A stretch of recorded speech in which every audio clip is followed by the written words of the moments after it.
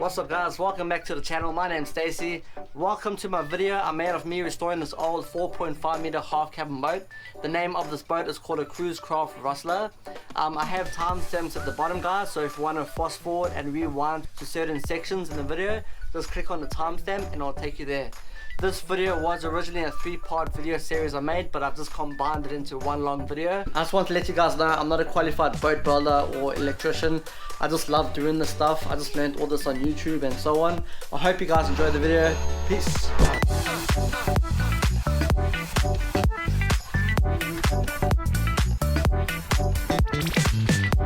Check out the new boat. 4-stroke Yamaha, 60 horsepower. My new project.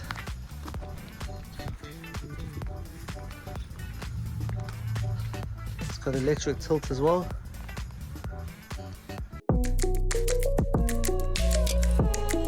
So when I purchased the boat, it didn't come with any jockey wheel. So before I do anything, I gotta put a jockey wheel on. So what I'm gonna do, I'm just gonna bolt the jockey wheel on the trailer here with the U-bolt there. I'm going to use the contact washer. These are special washers, they have little ribs on them. The ribs prevent the nuts from getting loose. Check it out, see it's just so warped as well. See? So I'll put it on that way. And there it is, it's on. See? What I did is put the U-bolts around the unit, and now I can take my bucket back. Cool, so the jockey wheel's on now. So what I'll do is I'll just lift it up to the max so the boat's at an angle.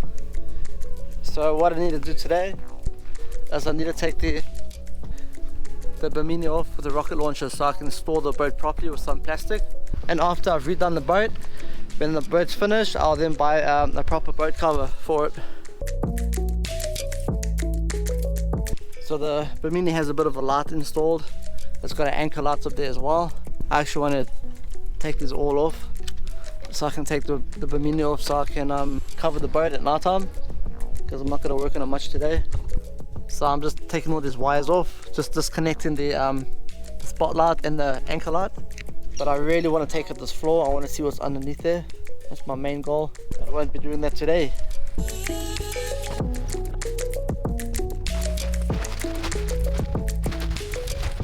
And there it is, it's done. So that's how I store my boat in between jobs. So when I finish the boat, I'll buy a proper boat cover for it. But not now. Okay, so my mission today is to get everything off this boat. I want to get everything out. I want to make it like empty so I can start sanding it and preparing it for painting. And fiberglass, yeah, because I want to redo the floor as well.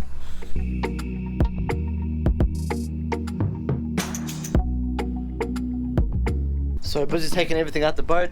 I've got a bucket over there. That's just for rubbish. I've got this one here, a small box for parts that I can probably use again. See, don't just throw everything away. Busy trying to get this bait tank out. Woo! So the pipes are pretty stuck.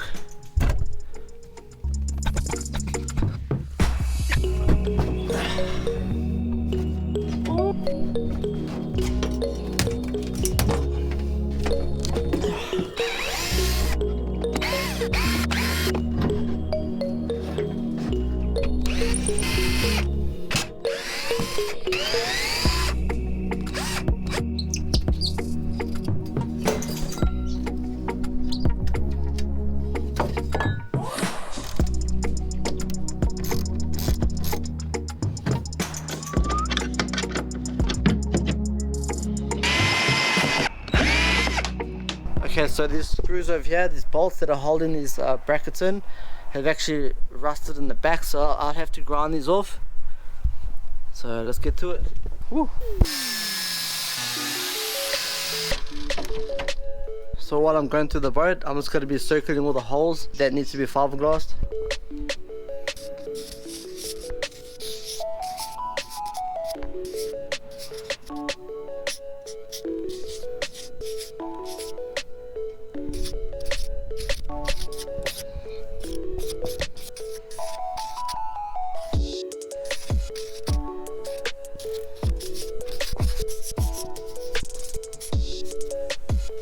As you can see, there are a few holes that need to be fixed, but that's alright. I'll just fiberglass it and sand it.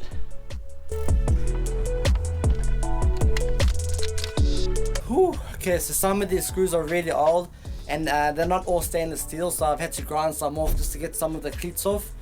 When you attach stuff to boats, when you add screws or bolts, it has to be 316 stainless steel, nothing else, just because it doesn't rust, you know what I mean? Peace. So if you want to take off the grip tape, I find it easier to get one of these scrapers. It has to be a bit sharp there on the end. All you do is just put it underneath and just wiggle it around like that, and it comes off easy, you see? This is turning into a mission. To take this cleat out, I have to undo all those bolts there. But the thing is, they're very corroded and it looks like it's been like a fiberglassed around, so I have to break it up and try and fix it. Woo! This is our cave exploring.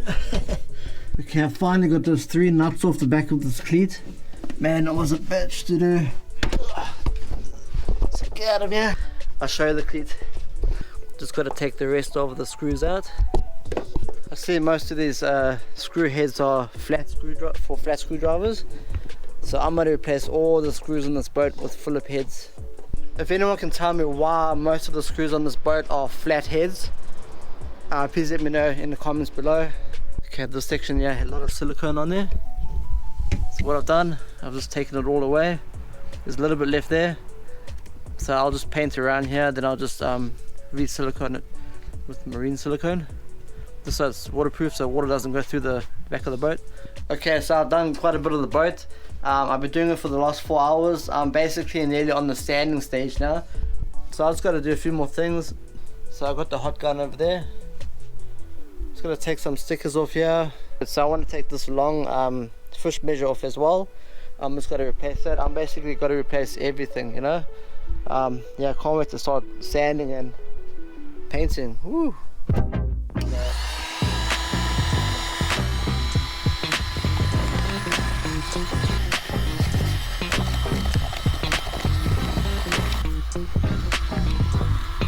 Okay, I got rid of most of the stickers, so I want to get rid of this one now. This is the fish measurer.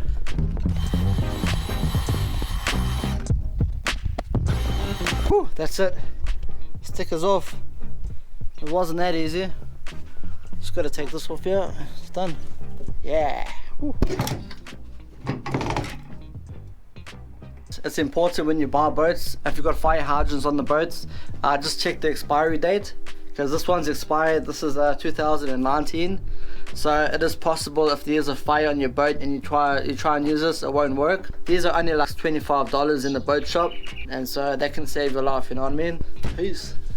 This light was over here, so I just took it off now. It was just silicone onto the ceiling, but that's alright. The cool thing about fiberglass boats is you can mold stuff and you can mold accessories onto your boat.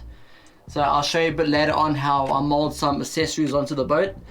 So for now, I just want to get everything off and make everything clean. I'm actually going to paint the whole of the inside. I don't want it to be this. I want it to be a separate color. There is a horrible light switch over here that was like that. Nothing was attached to it. I'm just taking it out. I'm going to cover up that hole, make it nice, or maybe I'll swap it with a different switchboard or something. I'm going to take off the grip tape now. This is going all around the boat, so I'm just going to take this off and replace it.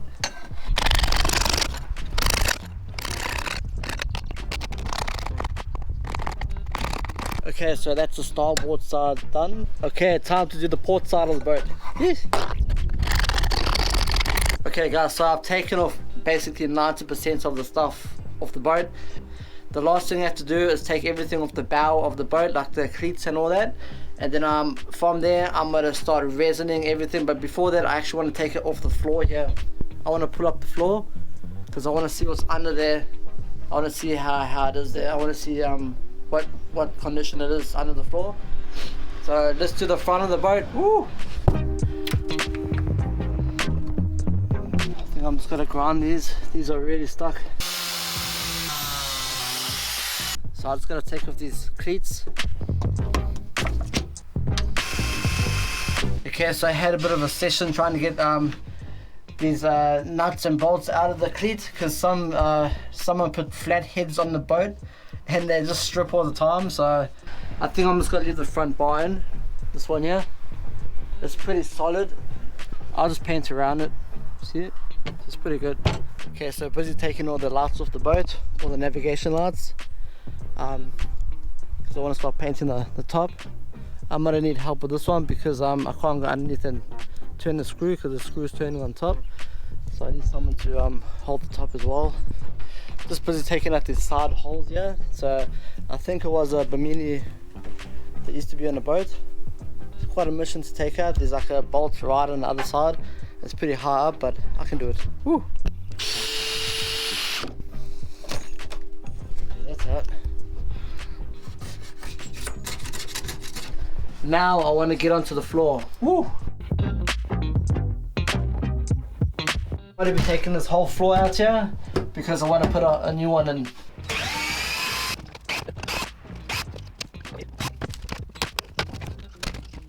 Okay, so the floor looks a bit rotten. I'll have to fix that.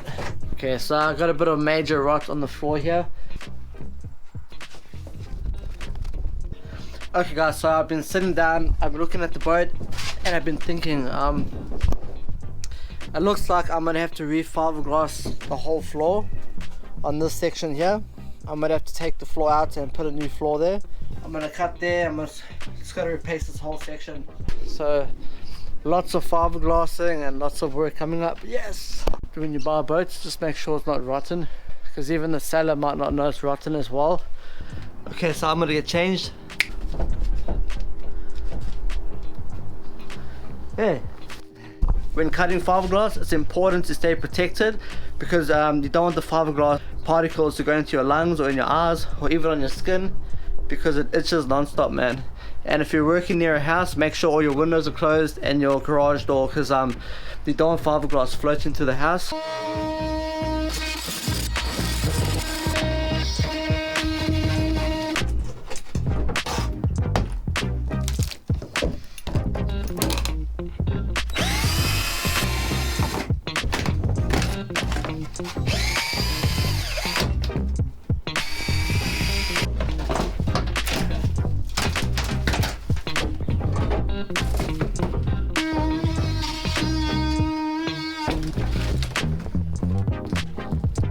Okay, so I finally got the floor off. It was a bit rotten, which I expected. Check it out. There's a lot of fiberglass floating in the air. What's up guys, so today I'm going to take out the stringers, but first of all I'm gonna pre-measure it. I'm going to get the measurement as they are now, and then I'm going to re-measure it again, and I'll show you later on in the video. Peace. So even though the front is like really rotten and the back still feels solid, because it's such an old boat, the rot does spread. So the reason the back is feeling so solid is because of the fiberglass, but inside the wood is rotten. So I'm going to take everything out. Yeah. Don't forget to take photos of the hull as a reference as well. For example, see that's like a waterway over there, so I want to actually make it just like that too, so take a photo of that. Just take a photo of your hull so you have like a reference if you get a bit lost.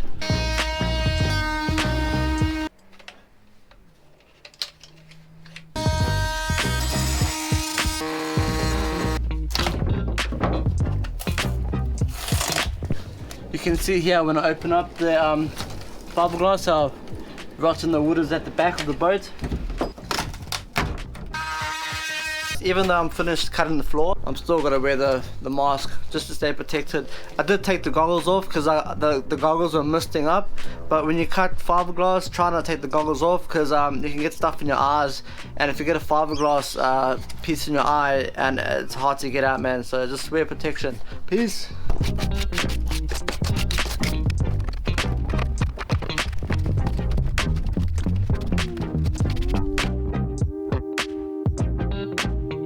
Okay guys, so what I'm gonna do now, I'm just gonna start dismantling everything, taking all the wires and stuff out, and then I'm gonna measure, and then I'm gonna start cutting out the front of the cabin.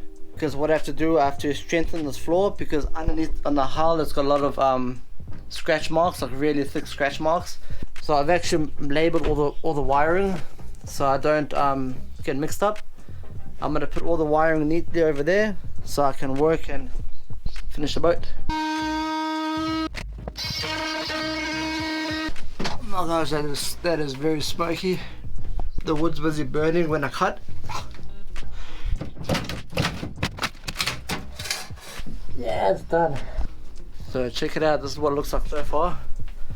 I've taken the whole, well, most of the cabin out. Just got to take out the bottom section here because I'm going to change the stringers as well.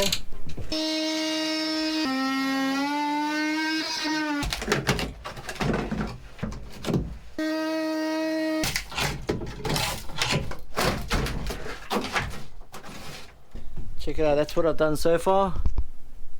Yeah, so I'll be making a whole new cabin. I'll be doing it how I want to do it.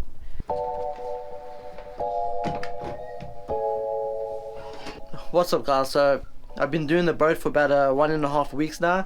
I've done quite a bit. So what I'm going to do today is I'm going to start cutting out all the stringers in the front of the cabin and neating it up a bit. I'm going to make it all neat so I can start measuring and making the cabin and the stringers for the front. Peace.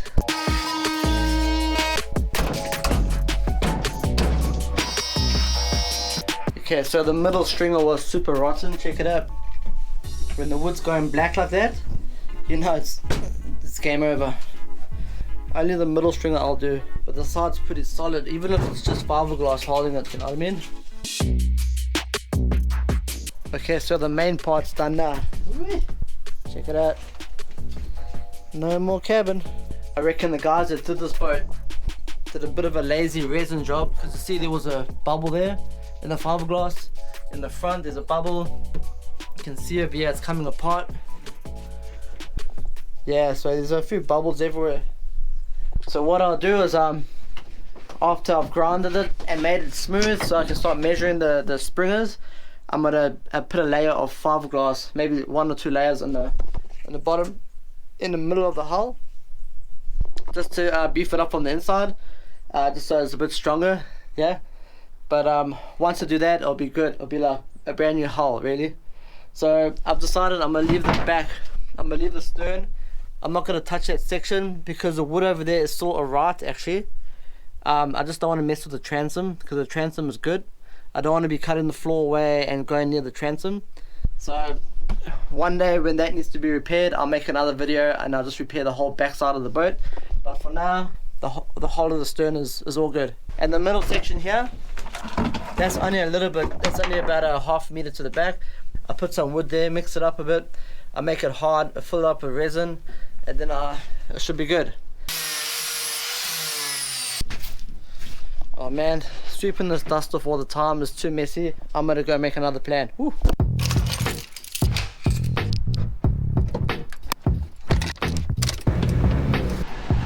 The water.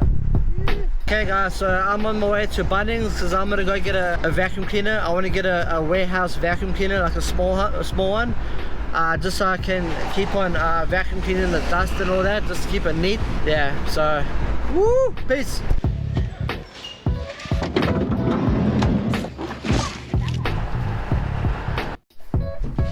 So check it out, I've got the vacuum cleaner. Yeah, so I'm trying to take off as much logos as I can off my videos, because every time there's a logo on one of my videos they put adverts on there. So I'm just trying to get rid of that. Let's test the vacuum cleaner, let's go.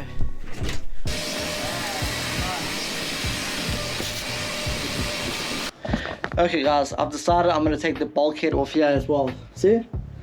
So I've started to take it off. I'm first going to measure it, then after I measure it I'm going to take it out. I basically neated up everything. All I'm going to do now is I'm going to start taking off the layer of resin while all the dirt with the wire brush. That's working really well, check it out. That's the old one, that's the new one. Woo!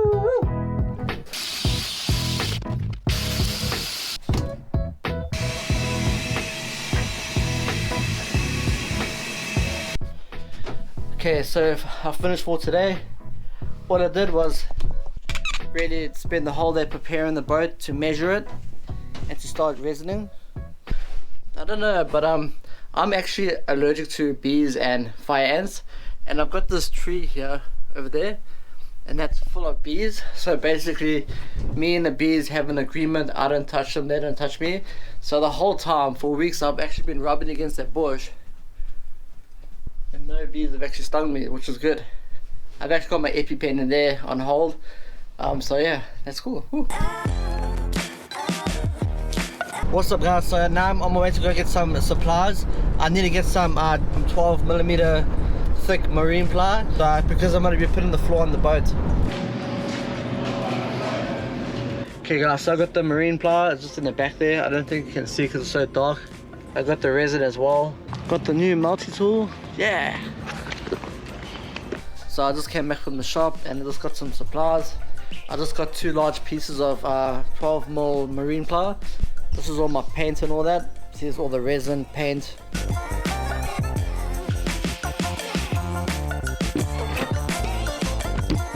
So the floor I cut out the boat, I'm going to use that as a stencil to cut out the new floor.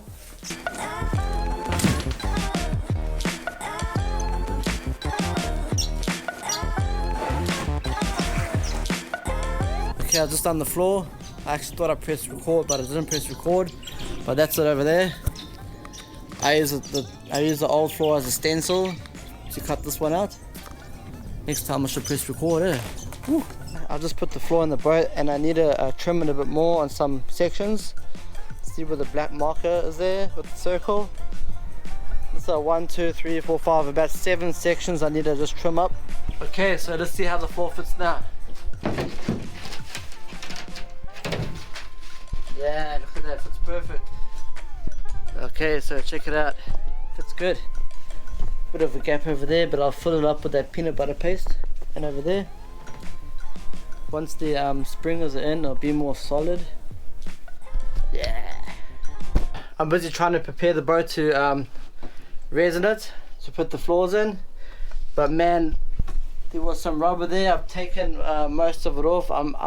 There's still a little bit there, I'll take the rest off. But this, man, oh, I don't know what this stuff is. That is so hard, man. But it's got to come out. Woo. Okay, after 2 hours of wasting time, I finally got most of this off. That was horrible, man. So I'm just going to keep on cleaning up the boat and preparing it for resin. Yeah. Okay guys, so I'm going to resin the bottom of the floor now. So it's a brand new piece of wood. It's a 12mm marine ply. So what I'm going to do before I resin it, I'm going to scratch the surface of the wood with a wire brush, just so the resin seeps into the wood better.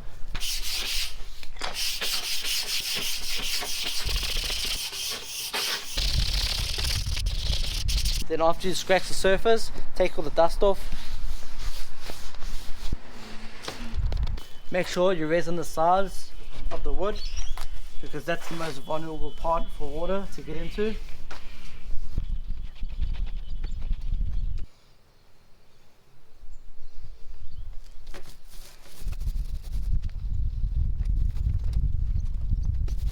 Okay, so I've done the first coats of resin on the floor. That's just to the bottom side of the floor. I'll do another coat tomorrow. Peace. So what I'm going to do, I'm going to get string. I think that's why they call it stringers, because it's maybe measured in stringers or whatever. So basically when you put the floor in, the floor will be on top of the string, alright? So it's important when you put the string onto the boat that you actually make like a small notch like this. See, like that. Don't just put the string in like that and then tape it to the timber like that, because I guarantee you the string will fall out. You go like that just to give the string a grip. Yeah.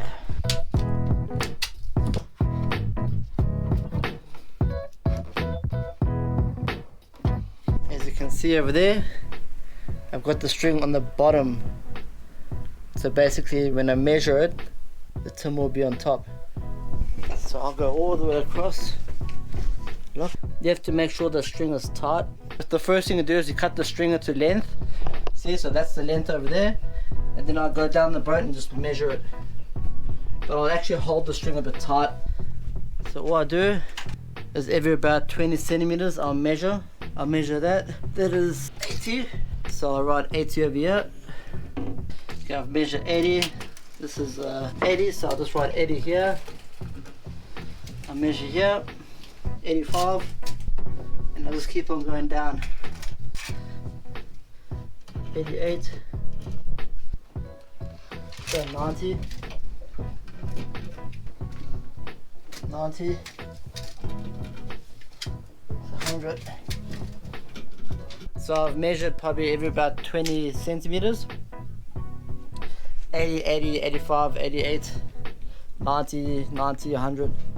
So just to make sure my measurements are good, I'm actually going to hold the string like that, make it a bit more stiff. I'll check this was supposed to be 90, yep, it's 90, 90, 100. This part here was 88, 85, 80. You see now that I've written all my measurements here, so all I'm going to do is basically, that's 100 mils, so I'm just going to mark 100 mils there, 100 mils, I'm going to mark 90 there, 85, this one's 80, and that's 80. So all I do now is join the lines together.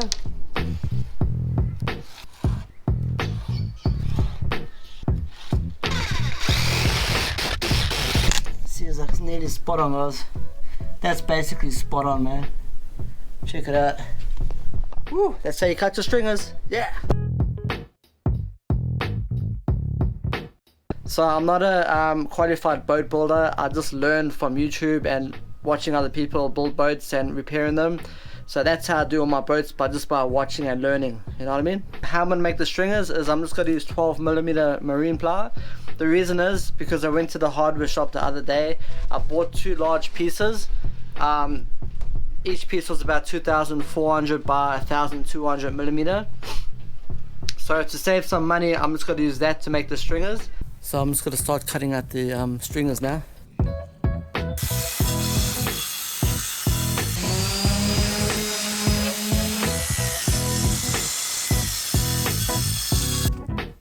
So when I cut out the plywood for the stringers, I'm just going to screw 2 pieces together to make one stringer, like this.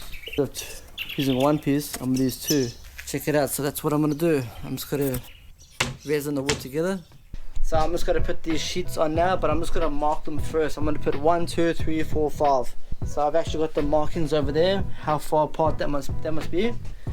Then once I've put them on there, I'm going to mark them. Then I'm going to cut like a little dash over here, just so I can fit it in nice and flush, so I can place the floor on top. Peace. So I'm going to cut the little notches in the springers. Woo.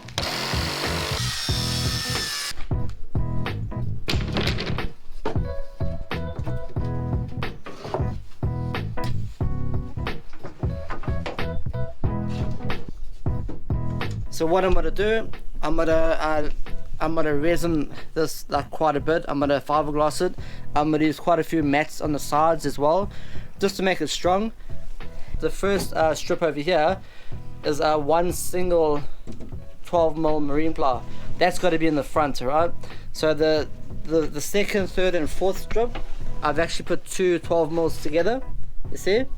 And then the fifth strip, I put 3 12mm marine plies together. That's what I've done to the stringers.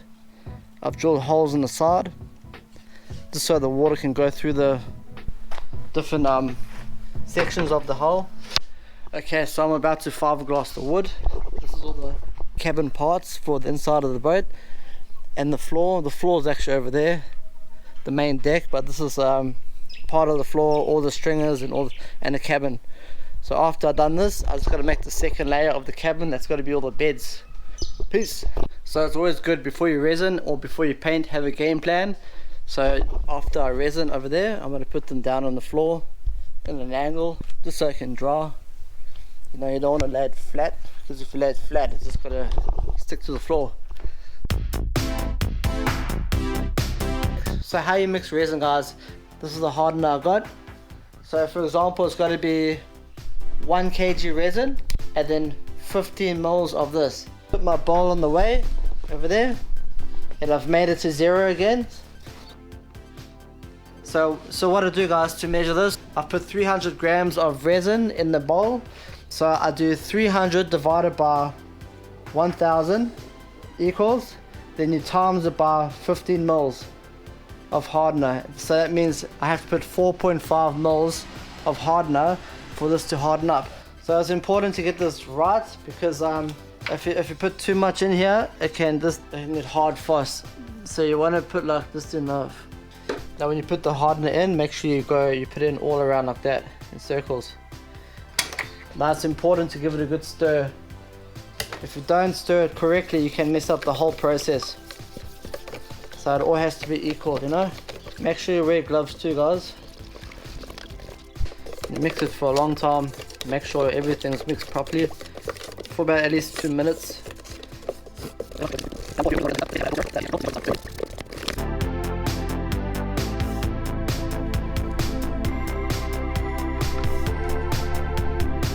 Okay, so there it is, guys. So I finished resining everything. I didn't want to film you resining the whole time, it gets a bit boring. So when it dries, I'll start to install the stringers one at a time. Then I'll start building up the cabin. Peace. The two middle stringers, I'm gonna join them together. And then on top of that, I'm gonna join the block. I'm gonna put like a piece of block wood on top. The reason why I'm doing that is because in the middle of the deck, you want as much space to step on as possible. The wider the better. Because if I put 112mm stringer on, it's going to be too thin. So it's just going to be like a hard piece. You want a wide piece.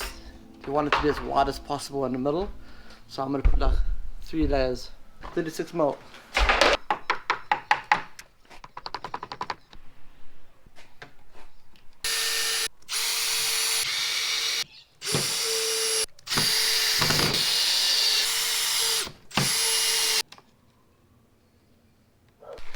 See, so this is what I was talking about. I actually drilled some blocks on top of the stringer just to give the floor more support when you're standing in the middle of the deck, so it will last longer, much longer. Yeah, it's pretty awesome, nice and solid stringer. Woo. So I've got to that stage now, guys, when I start mounting the springs into the boat. So what I've done here is I know normally you're supposed to put tabs on before you put the springers on. The reason why you put tabs, guys, because you only want the stringers holding on the bottom of the hull in pieces. You don't want it to be flush with the whole entire hull, because the reason is when you fiberglass the springers to the hull, if you don't use tabs, it's got to have one long hard spot, and that's pretty dangerous because in rough seas your boat can actually break. So it's really important to put tabs. Like in this boat here, I've left the actual old tabs in here, so the springers aren't flush with the floor. And plus, the way I've cut it as well, the springers have a few gaps on the bottom, which I'm not going to fix at all, because the parts that are touching the bottom, I'm going to use those as tabs as well on the springers. So before I do anything, I'm just going to give it a good wipe down with acetone. Acetone actually chars all the dirt, and it actually eats away all the old resin as well. So make sure before you put the acetone, you actually sand it as well. You see I've grounded it all over, so it's ready for resining. I'm just going to wash now with acetone. Peace. See, there's an old tab over there. I'm just going to leave that in. Make sure you clean it properly before you actually put the stringers on, because you don't want a piece of dirt being in here and then it throws the whole thing off place.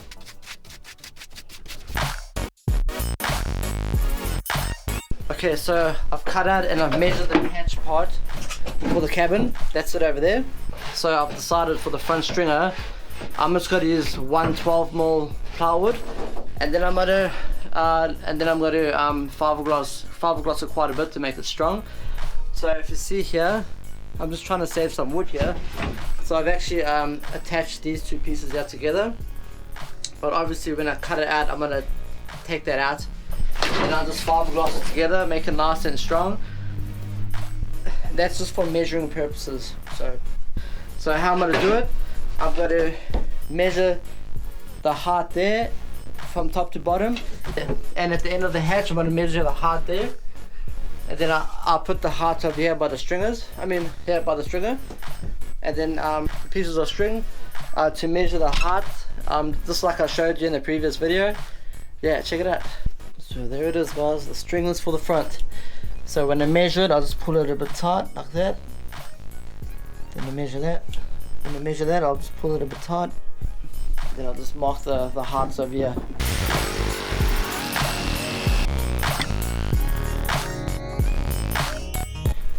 Check it out. So I've done the stringer.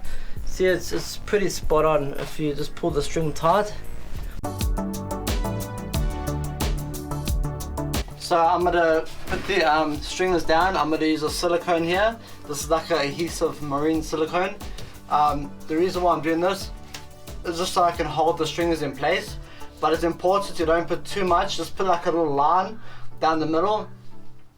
Because if you put too much, resin doesn't actually hold on to this.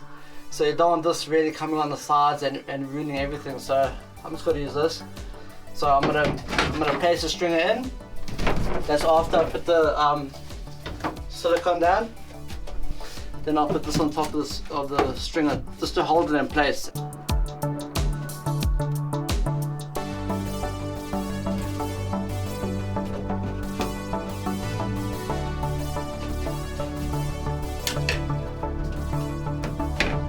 See, so what I've done there, I've just put the springers down, the front springer, the cabin springer, and you have to make sure it's 90 degrees as well.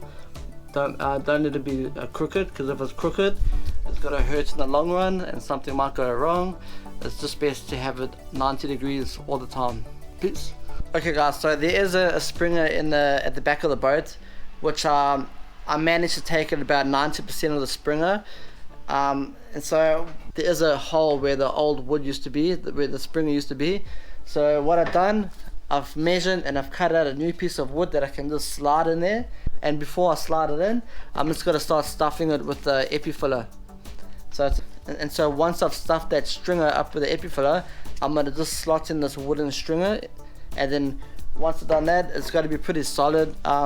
So later on, if I need to take out off the transom or take out the back part, we'll make another video. But I just don't want to touch the back part of the floor because I don't want to mess with the transom. There is a bracket going from the transom down to the floor, down to the hull, so that's why I'm doing this method. Okay, so peace. See, so it's full up now. It may not look full from the outside, but the inside it's full. I used the whole tin of epifill, so it should be good. What I have to do now is cut that.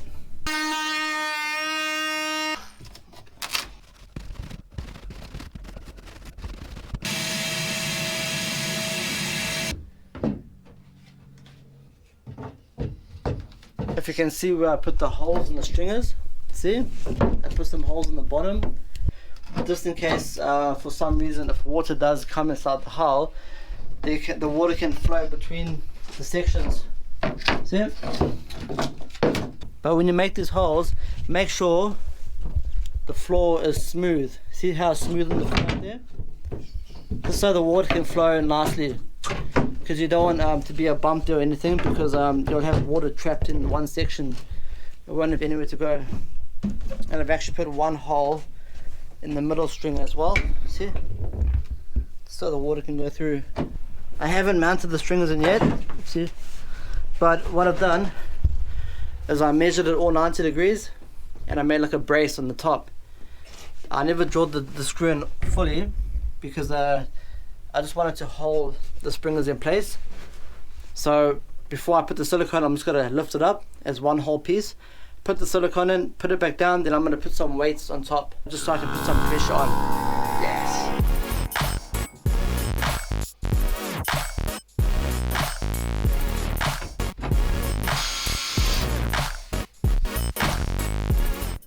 Okay guys, so there it is. That's how you prepare your stringers. Some weights on there just to make it a bit strong. Yeah. Okay guys, so I'm gonna make a peanut butter mixture up for the corners of the strings in the hull. So what I'm gonna do, I'm gonna cut up quite a bit of chop strand. I'm gonna cut it up in small pieces. Then I'm gonna put the polyester resin in the bucket. I'm gonna measure it, and then I'm gonna put the hardener in, and then I'm gonna mix the chop strand. After I put the chop strand, I'm gonna put the talc in. This is like a special powder to make it a bit more harder, more pasty, the resin. But if you want to go the cheap way, which I've done, I just went into the baby shop and I got Johnson's baby powder. This has talc in it. You have to read the back. it has to have talc written on the back in the description. If it doesn't have talc written on the back, then it's not talc. So basically I pay $1 per 100 grams. So in this case, this is 600 grams. This was only $6. It's quite big, it's quite a lot. So I bought quite a lot of Johnson's baby powder to make my resin. And on top of that, I'm going to mix the talc powder as well. I don't know how much to mix with the resin, so I'm just gonna put this in until it gets nice and like peanut buttery. Yeah, I'm gonna cut the chop strand up outside because I don't want this floating around the garage.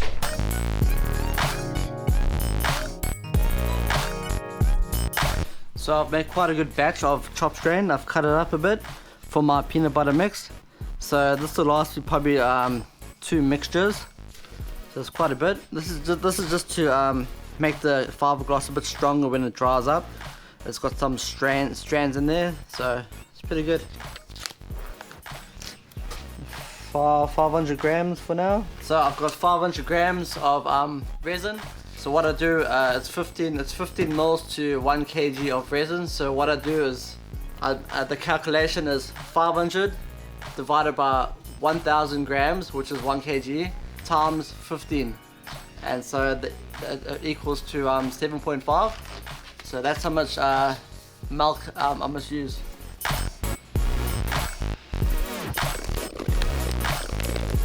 So I mix it for about a minute, 2 minutes, depends how much is in here. I might just mix this one for about a minute. So I'm going to start adding the talc. I don't know how much talc to add in, but I'm just going to add it in until it gets hard. If you want resin to last longer and not harden up so fast, just keep on moving it. The more you move it, the less it will dry up.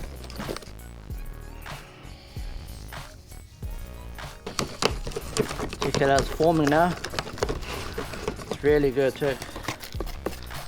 Like a peanut butter. See? There it is, guys. There's the peanut butter.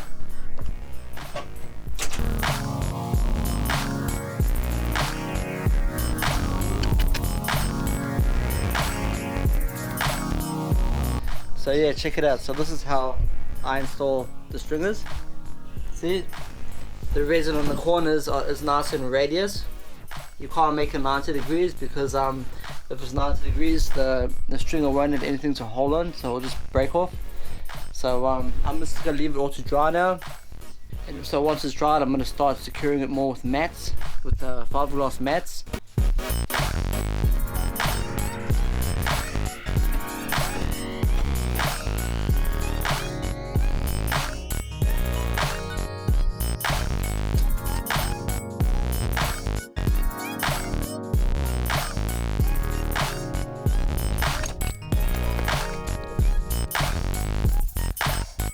Okay guys, check it out. So what I've done, I've actually put a fiberglass around the stringers over the top down. The reason why I put fiberglass along the ribs is so when the deck is down, when the fiberglass cures, it's going to be stuck to the floor. Put it down like that. Make sure it's straight.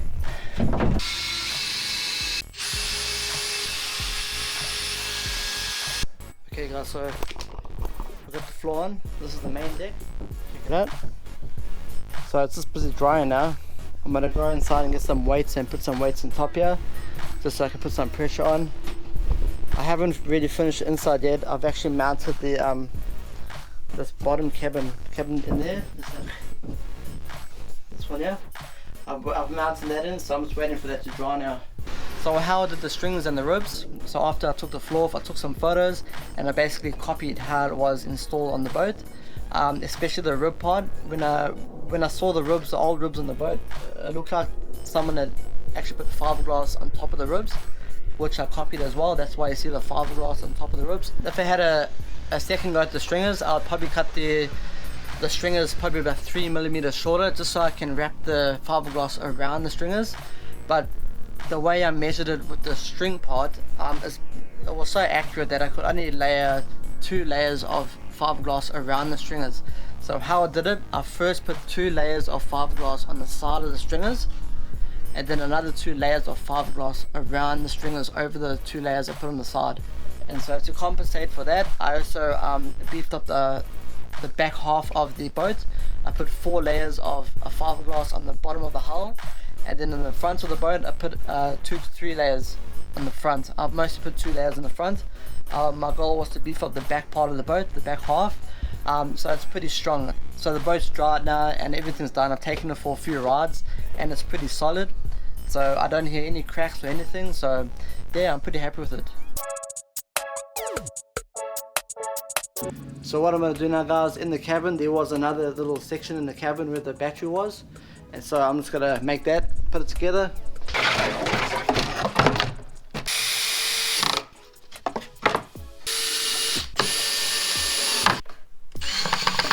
Okay, so I'm just going to put a bung on the bottom of that cabin piece, that section there, just so if water does spill in the cabin I can just drain it out. This should fit good. Yeah, I want to put the bung plug in here, but it's too low this, so what I'm doing, I'm just putting pieces of wood under here so it brings it up a bit, so the bottom of the bung won't touch the hull, the bottom of the boat.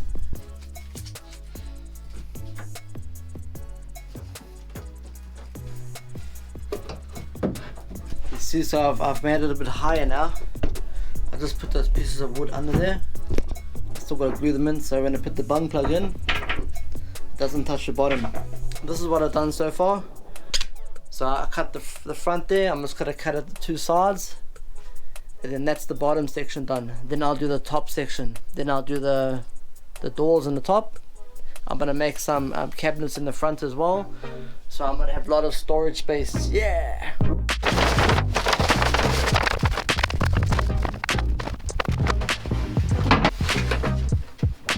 So I've made a stencil for the side out of a backdrop.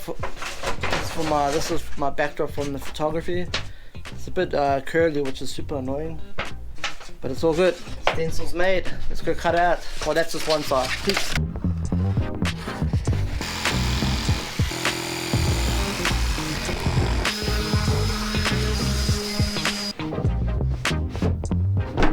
I've actually made like a little extended part there, just because there was a bit of a gap there.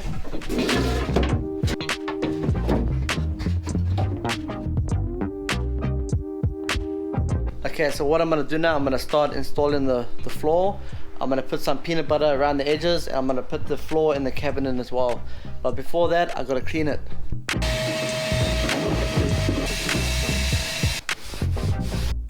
Cool, so what I'm going to do, guys, or what I've done here is I've actually put like 2 pieces of wood there, just to hold the structure together, because I'm going to take this off and I'm going to put some peanut butter on the side of the cabin.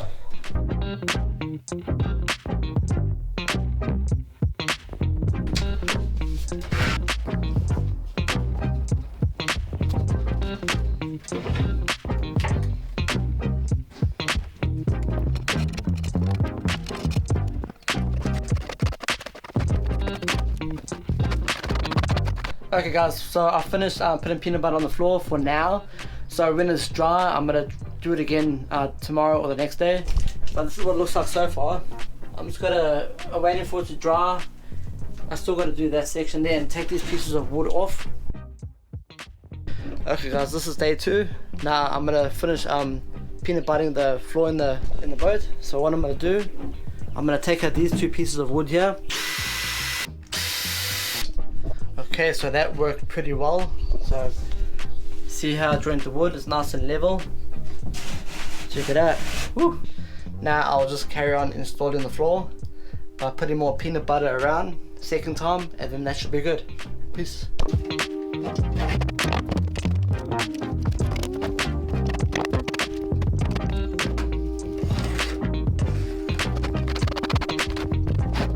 Okay guys, so what I'm going to do now, I'm going to start measuring the fiberglass mats.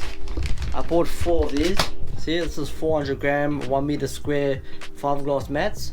So I bought some 400 grams, so basically 400 grams means you need 400 grams of resin to apply this to the surface. There was a bit of a storm here the other night, so the boat's a bit wet inside, so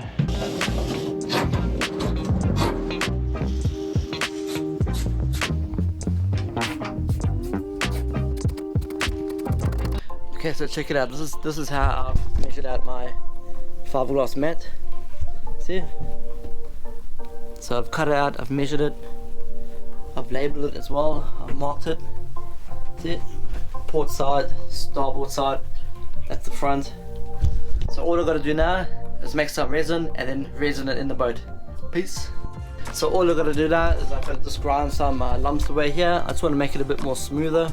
You can see it came out pretty good, the peanut butter. So I'm not really worried how the bottom looks because there's got to be a cabin on top here. So that part's done, guys. So now I'm just going to give it a bit of a sweep just to get rid of some dust. Okay, so I've used quite a bit of resin. I actually put 700 mils in here. So 2% of 700 is 14 mils. So I used 14 mils of milk. See, I measured it here. I put the 14 mils in here in the resin, and I'm just stirring it. So you stir it for about 1.5 minutes or 2 minutes. When you think you've finished stirring, stir it some more, because the last thing you want is the resin not to be mixed properly, and you just don't want it to not cure. You'll have to take it all off again, which is a mission. I've never done it before, I don't want to do it, so make sure you stir it properly. I'm going to make sure I put a good amount of resin there.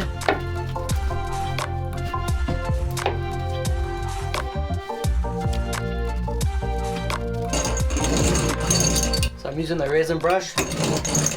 Don't want any bumps there or bubbles.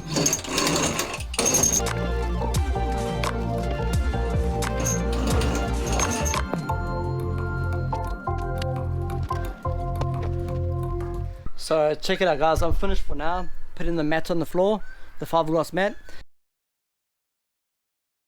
Okay guys, so all the resin is dried up. There are a few bubbles, but not many. So what I'm going to do, I'm just going to sand the bubbles flat. I'm just going to patch them up with some small pieces of mat.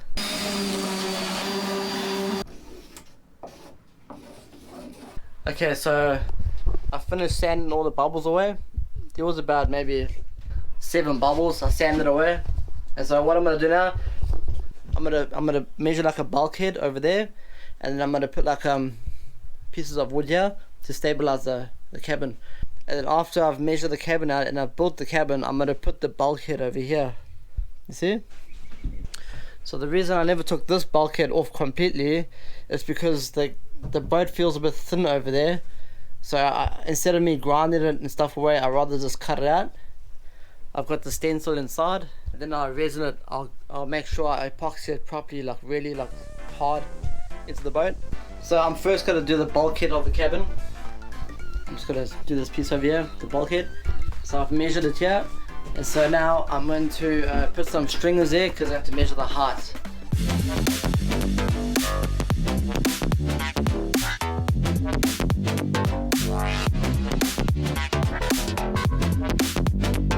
Okay guys, so I cut out the frames for the cabin. There's the bottom parts here. What I'm going to do now, I'm just going to resin it, and while I resin that, I'm just going to resin the patches on the bottom here where the bubbles were. Then after that, I'll just put the cabin together and put some Flowcoat over it. Woo. So as you can see, I've done the bottom section of the cabin. So all I did is I resined everything. Actually the 2 layers there, so just so it's super waterproof.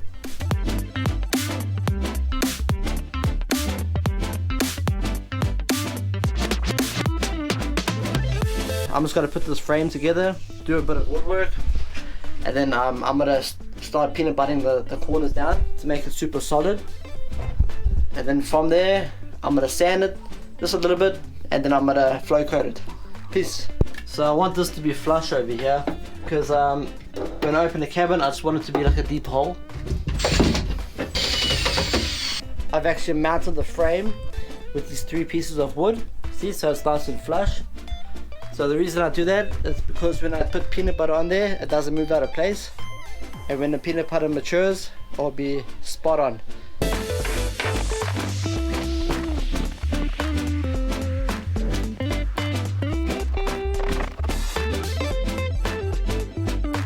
Okay guys, so I finished putting in the frame for the cabin. So all I gotta do now is wait for the peanut butter to dry. See, I did it nice.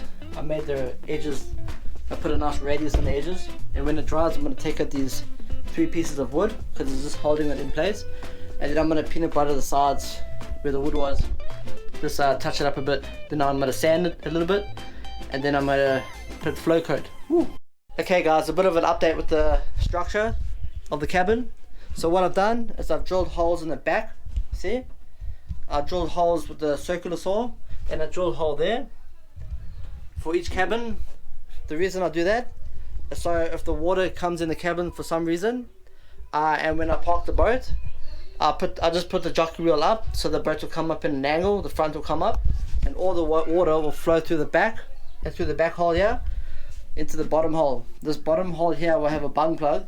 So all I do is when I park the boat, I just take out the bung plug, and then take out the bung plug in the back of the boat, so everything will flow backwards out the boat. It's better not to put the hole on the bottom, but it's better to put it on the side.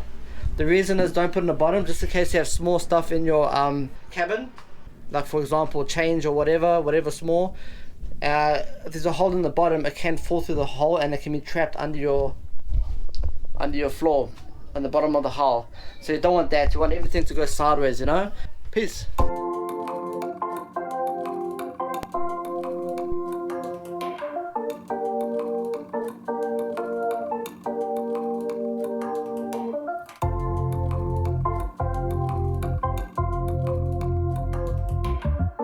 What's up? So it's been a while now since I've done the boat. I gave it a break for a few weeks, but I looked in the boat and I just saw heaps of water in the boat. Water was leaking through the window or something from the rain, so I'm just draining the boat out before I start working on it again. Check it out. Damn. Okay guys, so just a tip, if you ever cut out your cabin, keep the big pieces or the pieces that are really important, and you can use them as stencils to cut out the new pieces. So what I'm going to do guys, I'm going to do the front cabin first, and then later on I'm going to get some more wood, buy some more timber so I can do the back part here, and then I'll do the bulkhead over here, and then that's it. Then later on I'm going to just close probably this part over here, this section here, and leave the section open. Okay guys, I'm just cutting out the front part of the cabin. Okay, check it out. So I've measured the cabin, I've measured the hatch, so this is how I've done it there. I'm gonna cut out a hatch over here and put a hole there so you can just lift it up with your finger. I did run out of wood, so I had to go buy some wood, but I've made a plan with the leftover wood I had. So I measured this top piece here, the front part, but there's just a small section missing. So what I've done is I've just cut a piece here out. Then I'm gonna do my thing. I'm just gonna fiberglass that in so it's nice and solid. So I drew some radiuses on the edges, so you want it to be a bit round, you don't want it to be sharp. See, I just use that, turn it upside down.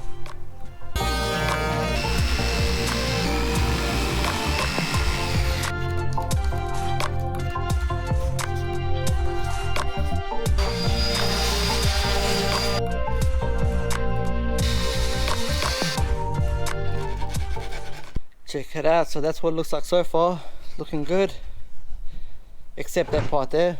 I'll fix that part up. I just cut out a piece. I made it overlap a bit so it's more on the frame. It's all good. So yeah, so I was gonna install the stoppers now underneath. I'll show you. So I finished fiberglassing it.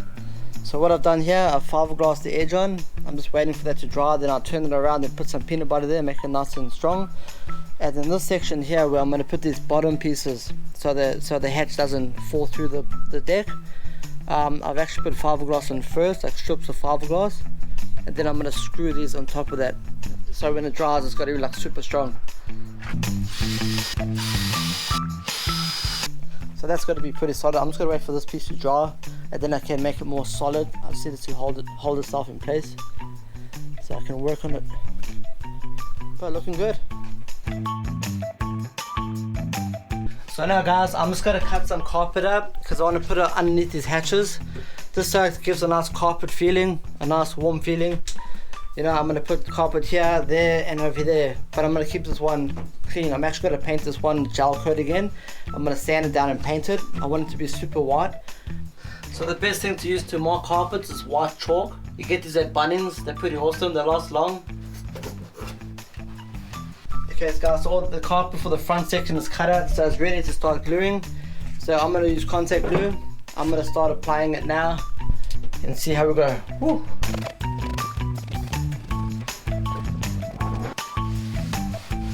I just cut out a piece here so the water flows better out the drainage hole. Okay guys, so I'm pretty much done for today. I've carpeted the front section. I've actually painted the sides all white now. So I actually taped up this hole here where I'm going to put the bilge pump underneath the deck. I taped it up so nothing falls under the deck and gets lost. Woo. Okay guys, I just put the front part of the cabin in. It's looking pretty sweet. Check it out. What I've got to do for the front is mount this in, put the hinges on here, fiberglass it and paint it. Now I'm going to do the back section here. Okay guys, so how I'm going to cut this out, I've got 2 pieces to cut out. I got the back side of the cabin, and then I got the bulkhead as well to cut out. I'm going to use 1 piece of wood. So what I'm going to do is I'm going to cut the cabin in the middle, and then I'm going to cut the bulkhead in the bottom, because the bulkhead is like a U shape, sort of like a U. So I'm just going to use the bottom section here for the U, and then cut the cabin out from the middle and save some wood.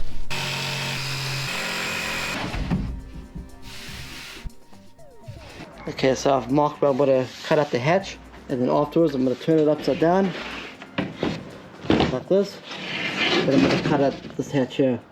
That's where the batteries are going to be stored. Okay guys, so as you can see, I used 2 pieces of wood to make the top of the cabin. The reason is I couldn't find a piece wide enough and big enough to cut out as 1 piece to fit on the top. So I had to make the cabin with 2 separate pieces of wood.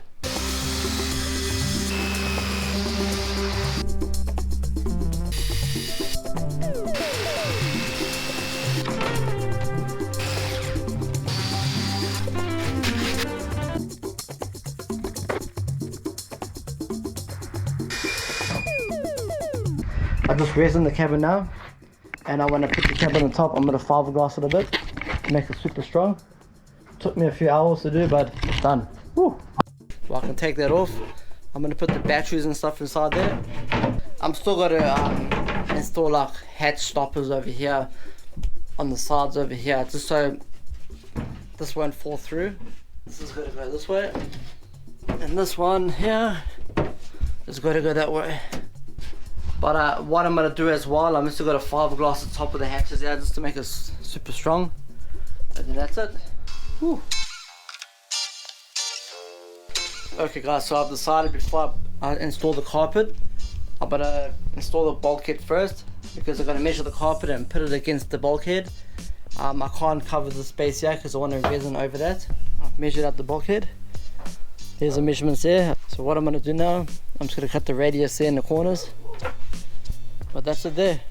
There's the bulkhead. Okay guys, here we go. I've just done the radiuses. Now all I've got to do is just cut out. But when I cut out, I am going to measure it up again, and it's got to be smaller. I'm going to have to cut out a bit smaller again. So this is really just a rough sketch. So rather make it bigger than smaller. So because if it's bigger, you can actually just cut it out and trim pieces off and just make it work, you know. Peace.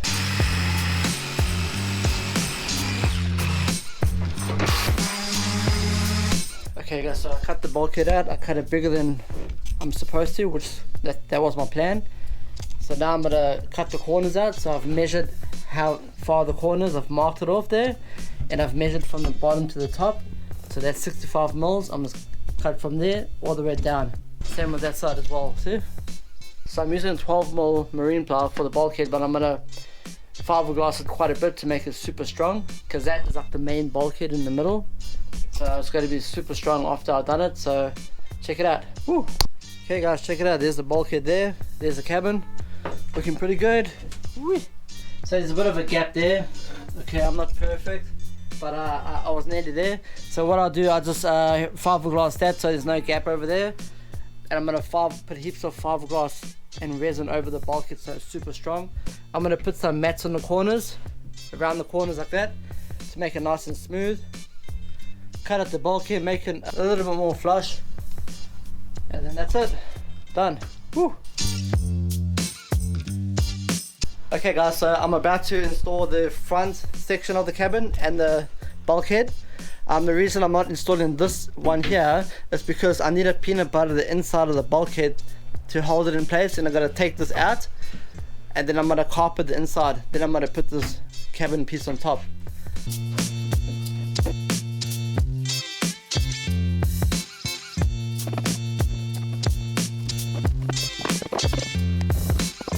Okay guys, so I finished putting the peanut butter on, the fiberglass peanut butter paste. Check it out, it came pretty good. So for the edges here, I just use a plastic spoon. You just go like that. It has to have a radius on, it can't be 90 degrees, because if it's 90 degrees I'll have no hold onto the wood. It has to have a bit of a radius, so it's got a bit of a grip. So I just gotta wait for it to dry. Then I'm gonna take those 2 notches out and I'm gonna put the middle section on, and that's it. Woo. Okay guys, so I'm just going to cut some fiberglass out because I want to start fiberglass in the bulkhead. So I'm just going to measure it out and cut it out now.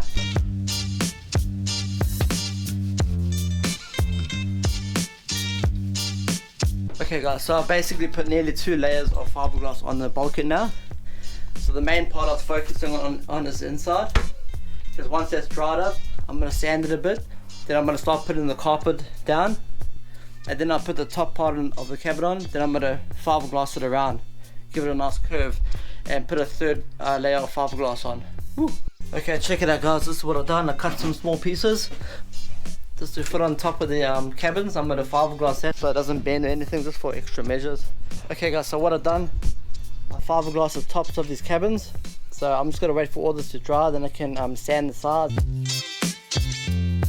The fiberglass has dried.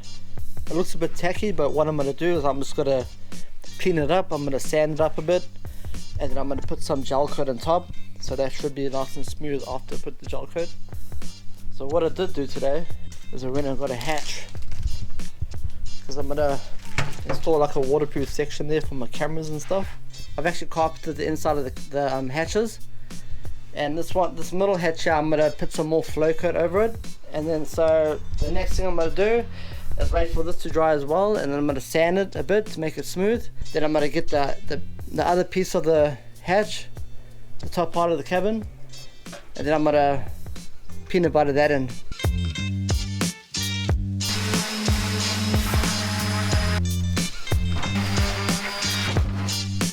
Okay guys, so I'm just going to cut the hole up for the hatch. So this hatch comes with a stencil. I'm just cutting out the stencil quickly. Ooh, I hope it doesn't rain. The clouds are looking pretty dark. Ooh, check it out. Okay, so I changed my mind a few times with the sketch. So this is basically center of the section. The hatch has got to be center of the other hatch. See? Hatch there, and hatch there. So they're all centered.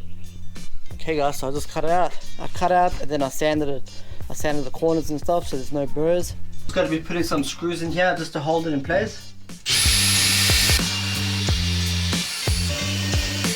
Okay, check it out guys, this is what it looks like so far. Yeah, looking pretty good. So I'm just going to peanut butter the sides in.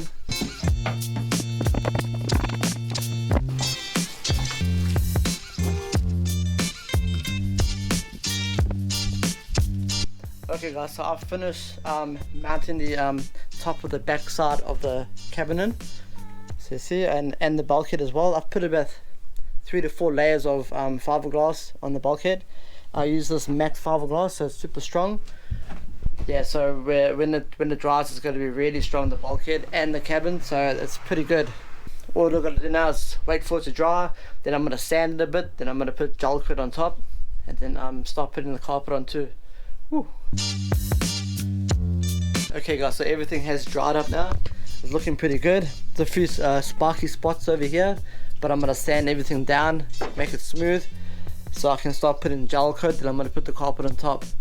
The hatch came out awesome as well. Just got to sand it down, make it a bit smooth. I'm going to put some more Flowcoat in here.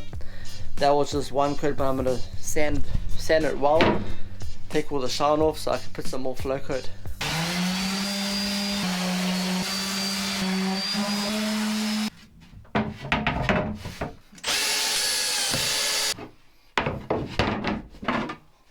there's the middle hatch, guys. Came up pretty good. Once I flow coat all this, it will be a nice color. Everything will be white. Check it out. Looks good. This is a bit warped, but over time it'll just go flat. Okay, so today my goal is to finish all the sanding. I want to just get all the sanding done on the boat. I just got to sand the sides. The floor is done. It's ready to be painted. Just want to sand the sides over there, all around the boat. Just get that part done, you know. Woo. Sanding time. Woo.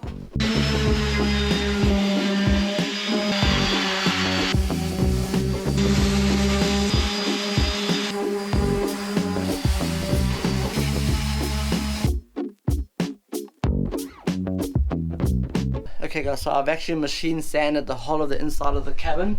Okay guys, so it's not recommended to sand the side of your boat, especially with a machine sander. The reason is because you don't want to make the side of your boat any thinner than it is. And so how I sanded it, I just pressed the machine sander on very gently. I never pushed it very hard. The reason why I sanded it, because I wanted to prepare it for painting. There was a bit of stains and dirt I wanted to get off with the sander, and so that's why I did it. Woo. So now I'm gonna manually sand some areas that I couldn't reach with the machine. Like for example there in between the windows and stuff. And I still gotta cut these off here. These are like pieces of screws. It's finally time now. I finished sanding the boat and all that. All I gotta do is vacuum clean it, blow all this dust out and wipe it down with acetone. Just to make sure it's super clean.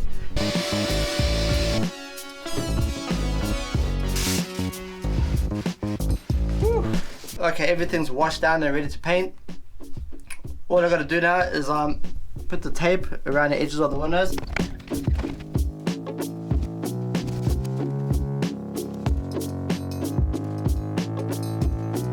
Okay guys, everything's done. I'm ready to paint now.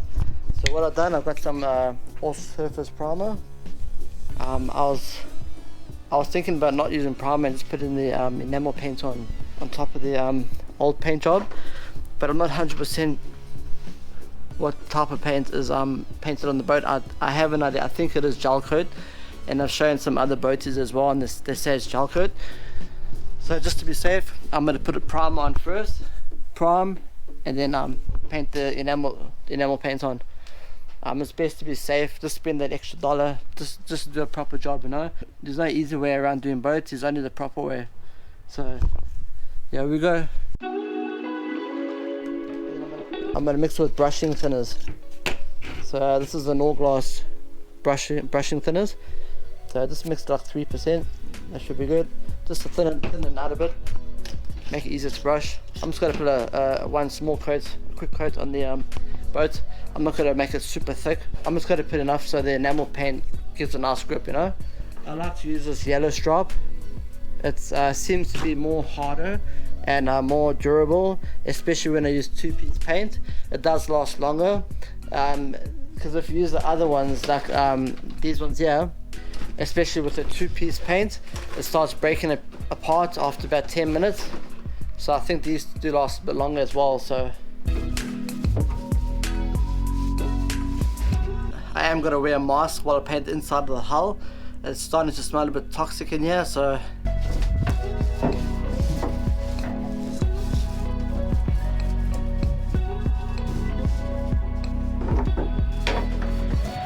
okay guys, just got to put some gel coat on now. Okay guys, apologies, while I was putting gel coat on, the GoPro died, the battery went flat, so I just carried on. I didn't want to stop, so there it is there. So I've done both sides of the hatches, and then I just carried on and I just carried on doing the inside. See, I haven't really put any paint over here because I want to put a like a wall type thing, like a bulkhead type, just like going down from here to there. I want to block this section off, but the gel coat's done. I just gotta wait for that to dry, and then I can put some carpet on. But before I put the carpet on, I want to paint the color. I'm gonna do like a light grey inside the boat and around the inside of the hull. Now it's time to mix the paint, so I'm gonna mix the color. So they didn't have in the shop the grey colour I wanted. I wanted a very light grey. So what I'm going to do is I'm going to mix it myself. So I got 2 litres of white and I got 1 litre of dark side grey. And then I'm going to mix it all in this bucket. So this is a 4.6 litre bucket. I am going to mix a bit extra. The reason is in the future when I want to touch up the boat or something, I'll have some spare paint I can touch up the boat with. So you can't really mix paint and then try remix it again because the colour won't come out as you originally did. So how I'm going to mix the grey is I'm going to mix it up in small pieces at a time. So I'll put a bit more grey in. I don't want it too light, the colour, I want it a bit darker too. I'll probably put more. I'll just put it all in. Better. Yeah, I like that, that looks good. So I'm going to add a tiny bit of brushing thinners because it's the right thing to do. Not too much, just a little bit.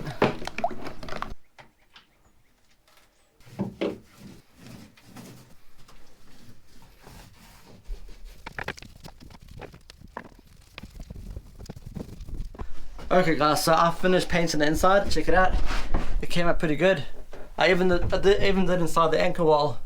You can't really see it from there, but yeah, it looks pretty good guys. It's a bit dark, but it's all good. I'm going to put the grey carpet out next. And then that's it, that's the inside done, painted. This battery terminal thing, see? So this is off, that's battery 1. This is both batteries, battery 2. I'm just going to take that off because I want to paint around it, make it look nice, you know. Luckily the bolts are pretty loose because this boat, it feels like most of the bolts have actually ground off because they're all stripped and they're corroded. You can see how this one goes. So all I've done here guys is I've taken this off because I want to paint around it, and after the paint's dry and all that I'm going to put it back on. But I do actually want to cover these holes here and make it straight. I don't like those holes. I don't know what was there before, but it's pretty messy. So I'm gonna just fix that. Okay guys, so the plan here is I'm gonna put like a bit of a half wall here under the steering wheel of the boat because I want to block this side of the boat. What I've done is I actually ran out of wood, so I just fiberglassed an extra piece there. See, and I've put a piece over here so it doesn't fold over because I've just fiberglassed one side. The reason is because I'm still deciding if I'm just going to paint this or I'm going to carpet it. I've got a feeling I'm going to want to carpet it, so just in case I paint it, I want the side to be smooth. I don't want any fiberglass here. I am going to fiberglass the whole section once it's mounted in the boat. That should be right. I'm just going to mark it now where I'm going to cut.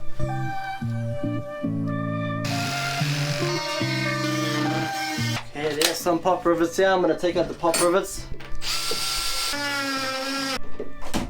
Nice. Okay guys, I'm about to resin the wall in, but before I do that, I'm just going to sand some paint away where I'm going to resin. I think I went a bit overboard with the paint. So I'm going to cut this piece away. I don't need this extra piece here. I'm going to put a piece of wood going across. So check it out, before I mix up the peanut butter to install this, I just put one clamp just to clamp it in place and made sure the bottom was in line here, and there's enough space here to put the extra side piece in. Check it out, I got my nice paste of peanut butter and I got my spoon for the radiuses. I'm going to apply the peanut butter on now.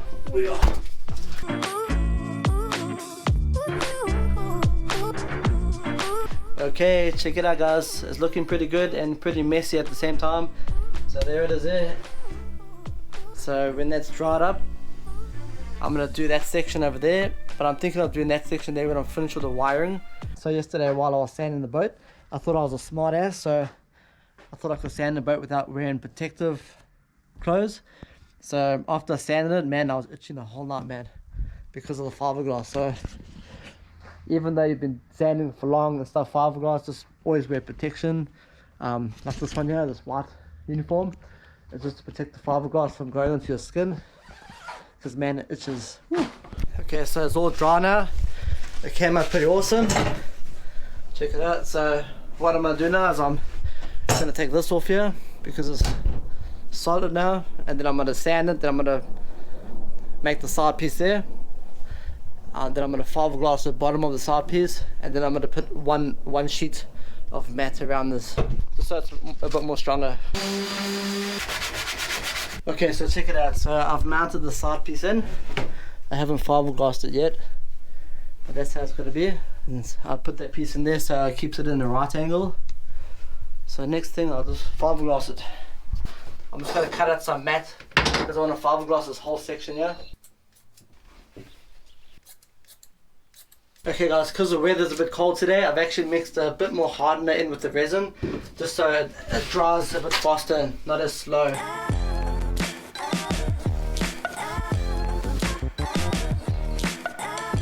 Check it out guys, it came out pretty good. So when that's dry, it's got to be nice and solid. See how I made the radius there? So there's a little bit of space wasted there, but it's alright. I don't want that there. I don't want there to be a hole there, you know, because if it rains, it might get inside the cabin. Once it's dry, I'm going to put a bit more fiberglass here, and that's it done. Guys, so I'm just going to sand this a bit, and then I'm going to put one more layer of resin, then I'm going to be finished with this. Yeah, I'm going to start resining the second coat.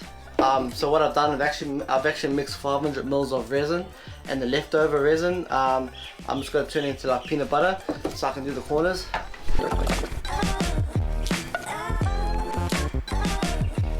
Okay guys, so I've finished all the resining. Some of the areas I can't get to, so I'm just going to hand sand them.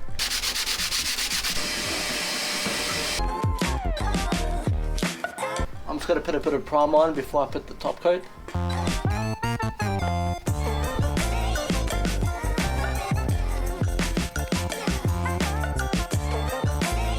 What's up guys, it's the next day, but I think it's going to rain today. Check it out. The clouds aren't looking too promising. I might just quickly do some painting inside the boat, and I'm going to cover it after I finish. I'll start with the outside first. I'm just going to paint this grey in the bottom, and then I'll do the inside. You see I've taped it already over there, because I don't want to get the grey on the white. Okay, let's get started. Whew.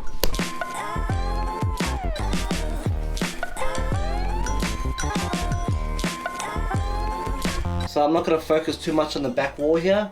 It is painted properly, but I am going to carpet it as well. I'm going to put carpet on top. What's up guys, so a bit of an update. So what I've done now, I actually just washed the whole boat. I just sprayed some water in the boat all over. The reason why I did that, because I'm about to start installing the carpet, and I don't want all the fiberglass and dust inside the cabin when I do the carpet, because when I do wash it, all the fiberglass and the dust will go into the carpet, which I don't want. So everything's done. I've washed everything down, the roof and all that, and now it's time to do the carpet. Woo. So this part can become a bit tricky, cutting out the carpet. So what I've done, I've actually left the cabin doors on top, so it's nice and hard. If I walk, there won't be any holes or whatever. And I've actually put some weights there, because I'm going to start cutting out the front, but I'll probably mark it with the white chalk and cut it out. And the reason why I have the weights is so the carpet doesn't move after I've cut it out, because it has to be perfect, really, you know. Yeah. Okay, I might just put more weights on because I don't want this moving.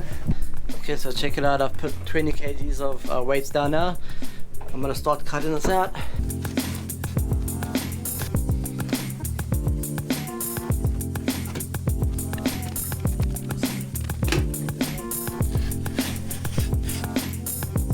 Damn, it's getting hot here.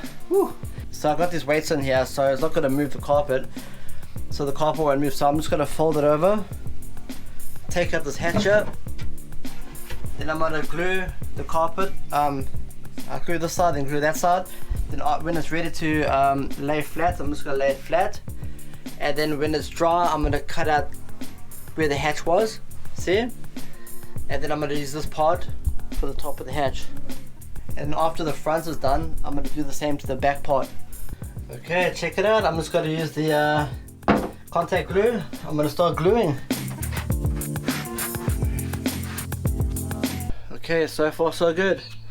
I must say the best GoPro attachment I've used for videoing myself doing on boats is the jaw clamp from the GoPro.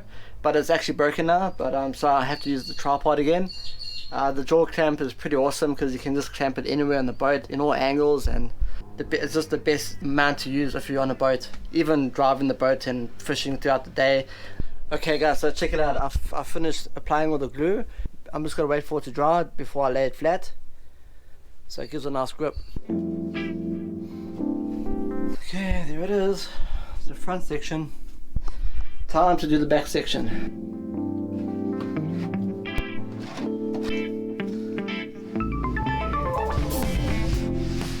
Okay guys, so this is what I've done. See, I cut out the carpet from the hatch, and so the reason I did that is because this hatch over here, I'll just place the carpet like that on top. But the arrows are facing towards the bow of the boat. I've put arrows in all the hatches, because if I do the other way around, it won't be straight. I'm not perfect, so I don't think the hatches are perfectly straight, so I'll just do that. Cool, so I'll get to it. Peace.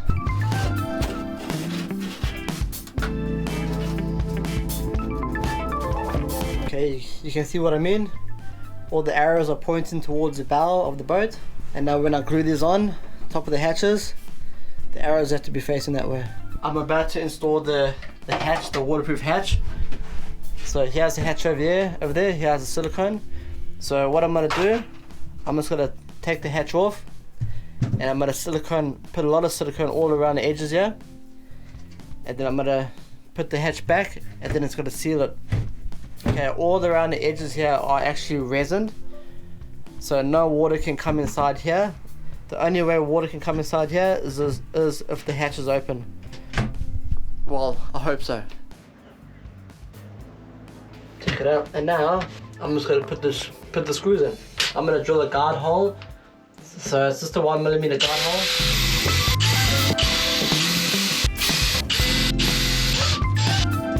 Okay, so check it out. There it is.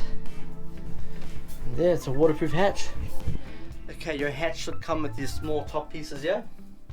So what we do is put that on top of where your screws were. It just makes it look better. So it's all one color, you know? Okay guys, so I'm about to attach the hinges onto the hatches. So what I'm gonna do is I'm gonna measure 100 from the side of the hatch, and I'm gonna mark it. So 100, and I'm gonna measure 100 from this side, mark it there. And then I'm gonna put the hatch up in the middle of the marking.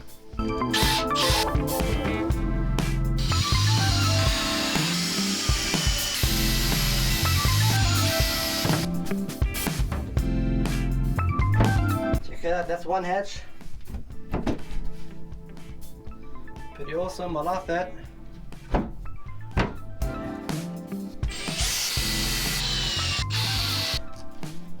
Nice. Okay guys, so now I'm going to place the carpet on the back. There's two ways you can do it. You can either measure the decal, cut the carpet out to measurements, and then take your chances and put it down flat and hoping everything is straight. Or there's a second way, which I kind of like now. It's the second way is the same way I did the inside of the cabin. I just lay the carpet down, and then I put weights on top of it. Then I just cut the edges with a knife, and the weights will prevent the carpet from moving. And so when I glue it, I just lift it up and glue half. Then after I glue half the carpet, I just lay it flat, and then wait for that to dry a bit. Then I just do the other half, and it works out perfect. I think that's my favorite way of doing the carpet now. It's pretty easy, simple and fast. Check it out guys. So what I do is I put one side of the carpet flush.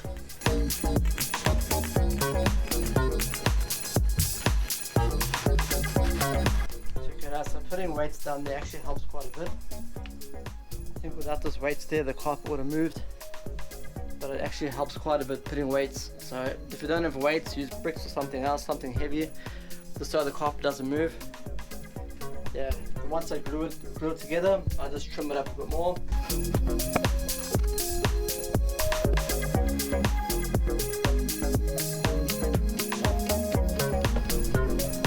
Looking good.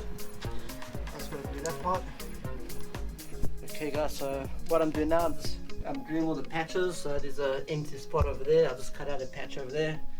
I'm gonna glue that. I'm gluing that patch. I'm gonna cut it straight when it's dry. There it is, put the patch on.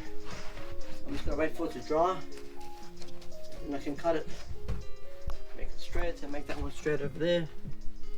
So it's going to be one straight line of carpet. And that's it. That's it for now, guys. I'll see you soon. Okay guys, so I carpeted the wall from the inside. So all I did was cut out the length of the maroon carpet. Then I put contact glue and then I applied the maroon carpet and it just worked out perfect. I'm about to install the hatch on the deck. So I'm just going to cut away the carpet first. Okay guys, just got to put some silicone on here. I'm going to make it a bit waterproof as well because it is on top of the deck. So if water gets on the deck, I don't want it to go under the deck, you know what I mean?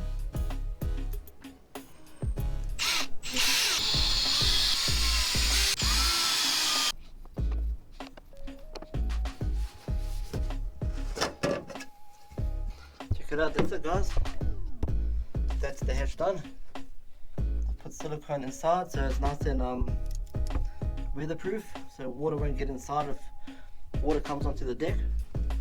That's pretty sweet. Woo. Okay guys, so for the seat, I've decided I'm gonna put it over like there. I've measured it and all. So now I'm just gonna mark it.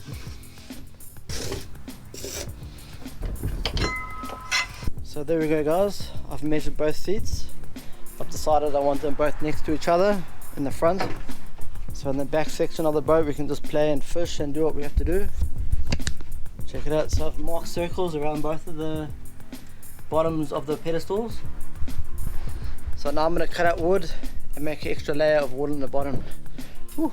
Okay, for the captain's side of the boat, as you can see here, I actually put some extra pieces of wood under the deck because I knew I was going to install a seat there. But what I'm going to do, I'm going to put another layer on top. So I'll have 3 layers of wood on the captain's side. So that will be 36 mils. That will take up basically the whole thread.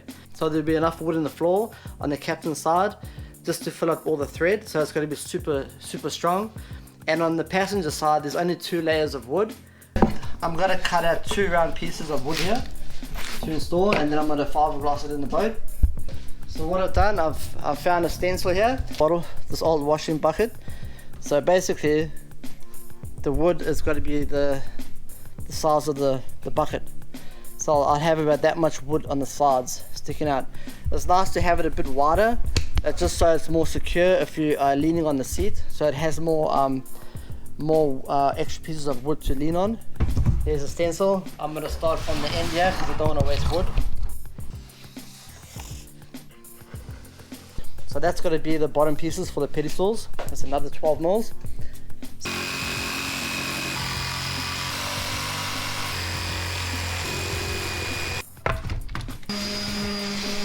Okay guys, so I'm going to start sanding some Flowcoat away because I want to put some resin here. So I'm going to do this carefully and I'm going to try not to get rid of the marking I made. Okay guys, so what I've done, I've sanded as much Flowcoat off as I could. I still put resin on it. I just really need the resin to hold it in place. You see, so I put 4 screws on each. And when the resin dries, it's just going to hold it a bit more. So once everything's dried, I'm going to actually carpet over it. The reason why I'm going to carpet over it, because over time, by putting pressure on the sides, the carpet will actually mold into the sides of the wood. And it'll look quite nice. I didn't want to put this on top of the carpet because it won't look that good. So I'm going to put the carpet over it. Okay guys, so it's time to put the chair in. I'm just going to put one chair for now while I'm still doing up the boat. So I'm just going to put the captain's chair in. So I've measured it up. I know where I want to put it. Where I have to drill the holes. Make sure you do this properly because you basically only get one chance to do this. While if you do it wrong, you'll have to drill more holes in the bottom of your boat, and you don't want to do that. So that should be good. Okay guys, so I've marked where I want to drill. The first or second hole, I just want to leave the chair inside. So I'm using like I think that's a 4mm drill. Because the screws are so big, I have to make a little bit of a guide hole because I don't want any plywood splitting.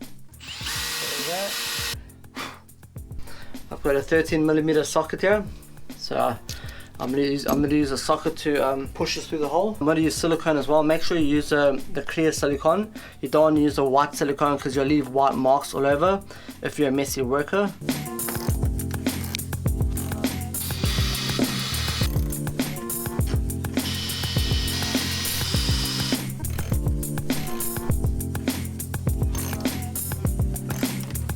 So there it is, guys, nice and solid. Check it out.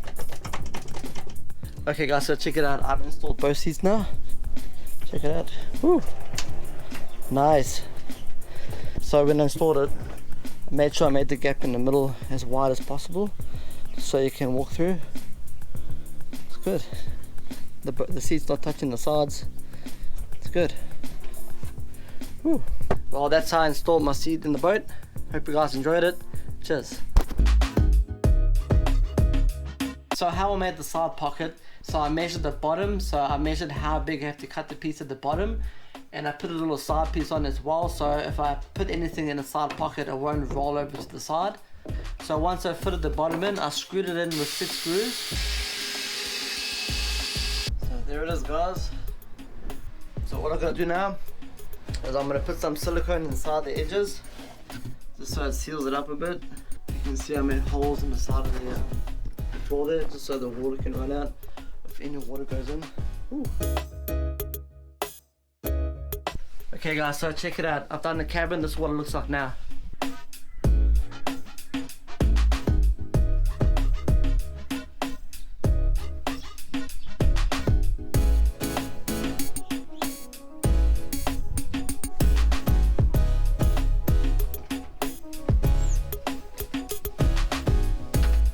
So here's a waterproof hatch. Cool. So this is the front section here. As you can see, I keep all the flares and the life jackets in this section. See? And this one here, that's just for different stuff, whatever. Here's the batteries here. I've actually installed solar power as well to charge the batteries. But that's a separate video. Woo. Okay, so I've decided I'm going to use the original anchor door. It's still very good. I'm just going to repaint it and make it look new. Woo.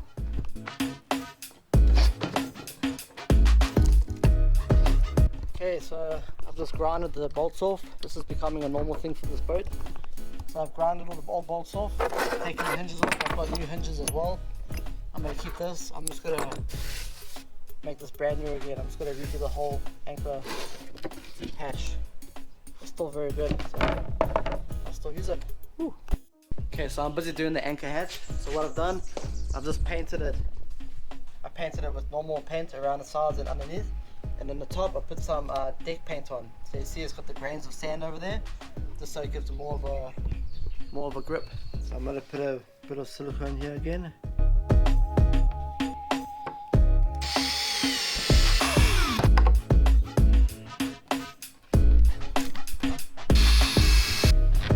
Measure it equal on each side.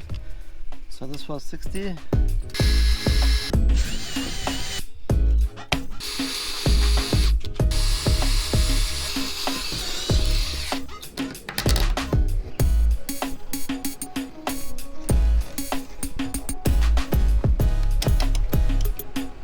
Okay, check it out guys, I've finished the anchor well. See? So what I've done guys, I've attached everything with nuts and bolts. The reason is because the nuts and bolts will last longer than screws. Screws can be ripped out, but nuts and bolts are very hard to get ripped out. Looking good. Woo. Yeah.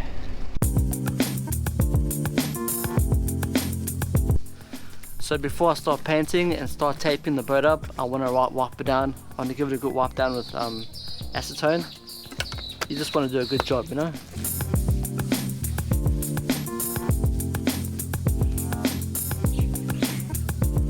Okay, so it's always good to tape everything you don't want to paint before you paint.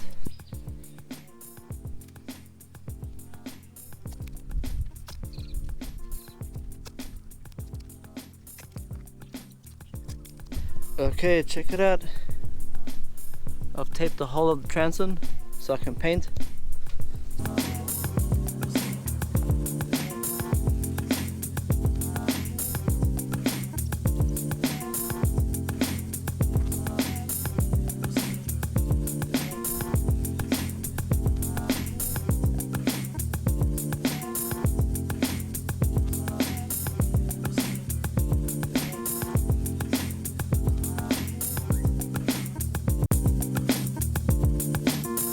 Okay, so I got the gunwale painted. See, I put some marine floor, deck floor paint on the gunwale.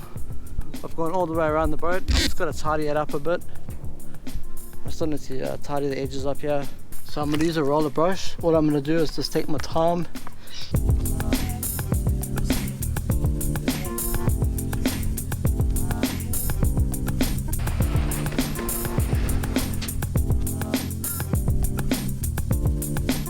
Okay, check it out. So I've done 2 coats of the white paint. It is pretty bright, so it's kind of hard to see the spots I didn't paint. But I'll go over it again tomorrow and get all the spots. Looking pretty good. Okay guys, so I think I finished painting the boat on the outside. I did the transom again. I've done 2 coats throughout the boat. The only thing is I wish it was overcast when I did the white section, because it's pretty contrasty and you can't really see the spots you don't paint. But when the clouds go over, you can see all the spots. But I've covered up everything. It looks good. I still got to get the Gunwale Rubber and put that on. I might get a white one or black one, I don't know. Still got some tape there. On the black section here, I've used a 2-part paint, and the white I've just used a 1-part paint. The reason is because the black section will be in the water all the time, and the top section I actually sanded everything, so it was still pretty rough. So all I did was use a 1-part paint for the top part. So that's the white section, yeah. So I'll just go with a small brush, lay it on, and just touch up around the edges, just to make it look a bit more neater. Okay guys, so I'm gonna start to do under the boat. So what I'm gonna do is I'm just gonna clean out all these holes, all these gouges here. See the gouge here? I'm just gonna clean up all those gouges and fill it up with some epi filler, and then I'm gonna sand it down. Then I'm gonna flow coat it. I'm gonna put some flow coat over it. But the tools I'm gonna use a half round file. Check it out. So I'm gonna use a half file just so I can put half a circle in the groove and just like clean it out. I just want it to be really clean so I can put the epi filler on. This one here, I'm just going to use a wire brush, clean out these grooves. Some of these gouges are really like small and thin, like this part here. So what I'm going to do, I'm just going to use this half moon file. I'm just going to make the gouge a bit bigger, not deeper but a bit wider, so I can put some filler in there, just so it holds. You see, it's a long gouge going all the way down the boat. You see, this is not a crack, that's just the gel coat that's been taken off, or flow coat.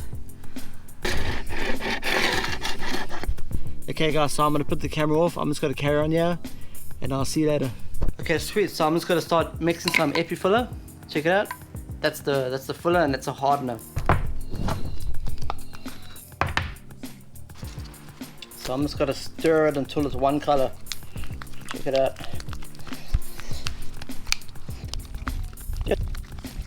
See, it's a nice paste. Check it out. See? What I'm going to do, guys, I'm going to fill these grooves up.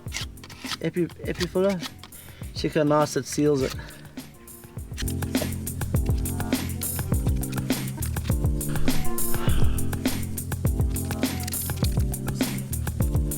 Okay, so check it out. I put epi filler through all the gouges in the boat. There's quite a few. So okay, so when the floor wasn't there, I could actually see through the boat and some of the gouges. If that happens to your boat, don't panic, because all it is the gel coat's been ripped off. All you have to do is fill it up and put new gel coat or flow coat over it. It's also good as well to beef up your hull by putting more layers of fiberglass. I did that from the inside of the boat. I never did it from the outside. So everything's dry now, all the filler. So I'm just going to start sanding that off. Then after I sand it, I'm going to put some flow coat over it. Woo.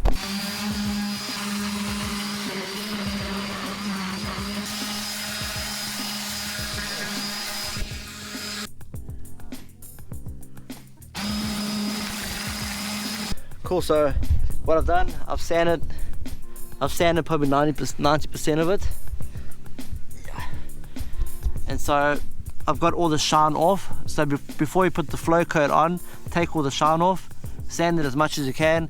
I'm gonna paint the sections where I can get to, but with the sections where I can't get to, like under this roller here. So after the Flowcoat is dried, I'm gonna attach the trailer to the car. I'm gonna push the boat back and make sure it's secure, and go under, and I'm gonna paint the sections where I haven't painted.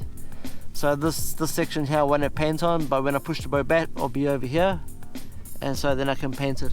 So what I'm gonna do now, I'm just gonna wipe the bottom of the boat with some acetone, just to make sure it's nice and clean for the paint. Woo.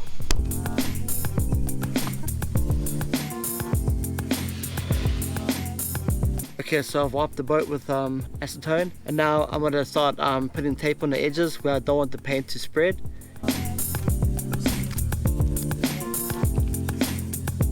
So how I'm going to mix the Flowcoat, it's the same mixture as the resin. So it's 15 mils of milk to 1 kg of Flowcoat. So I've just given it a good mix. I mixed it for about 2 minutes.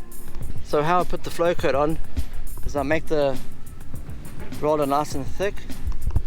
And so what you do is you put thick layers like that. See? Just put a thick layer, don't put thin layers. Very short brushes. It's put on thick. You may use a lot, but that's how you do it. But because it's under the boat, I might have to do 2 layers. I might have to put it a little bit thinner than normal, because it might drip because it's upside down, you see?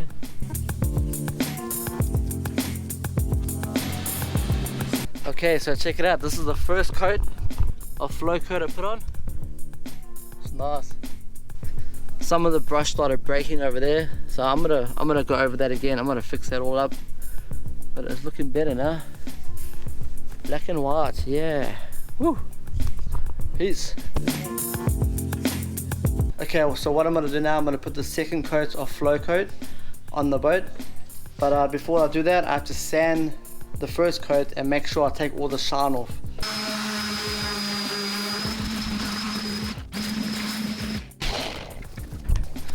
Okay, that's the front part done.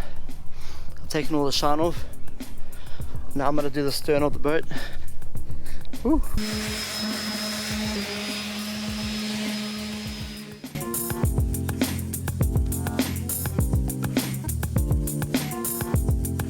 Check it out, so I finished the bottom of the boat. So what I did is I just attached the trailer to the tree here. I tied it down, and then I pushed the boat back, just so I can get the spots that I couldn't get, that the roller was under. And so now I've completed it, see? All the whole bottom is finished. I just gotta wait for it to dry, then push the trailer back. Woo. Okay guys, so this section here is about replacing the Gunwale Rubber. So I'm going to rewind you a bit. So when I took the Gunwale Rubber off the boat, I never painted the boat then. So that's why you'll see now the boat hasn't been painted. I hope you guys enjoyed. Cheers. Okay guys, so I'm going to take off the Gunwale Rubber now, or you can call it the Gunwale trim. Yeah, so it needs a bit of replacing. So what I'm going to do is I'm going to undo the screw here. I'm going to take it off. I'm going to replace it. Peace.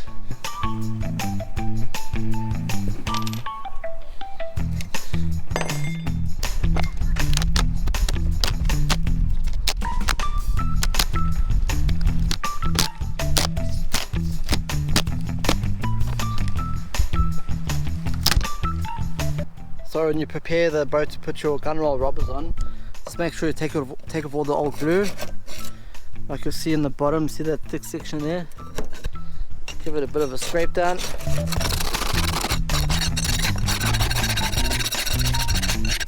It's important when you do this, you do it really slowly and careful. You don't want to make holes in the boat.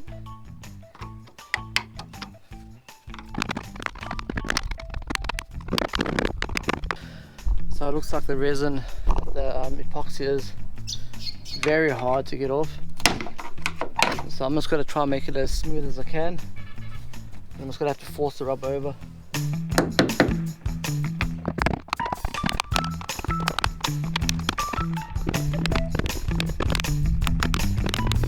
So I got about 95% of all the big chunks of epoxy off the gunwale.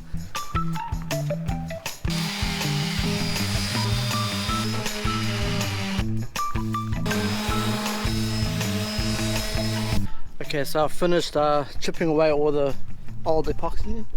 I've sanded it as well. So what I'm going to do now, I'm just going to clean up everything.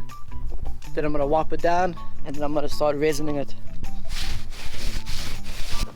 So I'm just going to fiberglass the edges.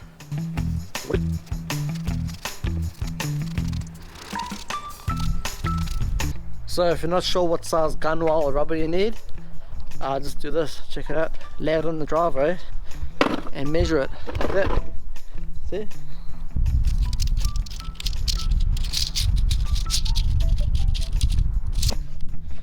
So I need 10 meters. So you have to measure your old gunwale rubber and match it up with that one. Okay, so mine was 33 millimeters wide. So that's how I matched it. And so I ordered 33 millimeter wide gunwale rubber. And so when you get it, if the gunwale rubber is a bit hard, you can either leave it in the sun or you can leave it in hot water before you attach it to the boat. The reason you do that is just so you can make the rubber a bit softer and make it more easier to work with. So in this case, my gunwale rubber is pretty soft, it's nice. So I don't need to do all that. You can see I've unwrapped it over there. So I've got 11 meters. This is it here, see? So that's my gunwale rubber. So it attaches pretty easy. Just go like that. Put some pressure and it's on. So I'm going to use some silicone adhesive. I'm going to use this fixed 15. This is what I'm going to use. And so I'm going to put that on the boat before I put the gunwale rubber. So I'm just going to go along the boat just to double check everything's good. I know it's good. It's just this one part in the front that I'm a bit worried about, but it should be fine. This part over here, it should be good. I can see the previous owner actually crashed the boat and made a bit of a crack over here, but I fixed it. There's only two tools I'm going to use. That's a mullet, and then I'm going to use some cloth tape or gaff tape, whatever. So when I put the adhesive, I'm just going to put it on the top and underneath as well.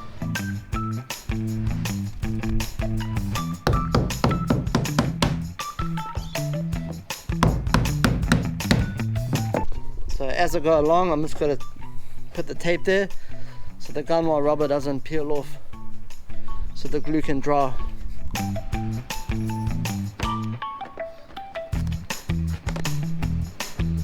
Got to make sure it's tight.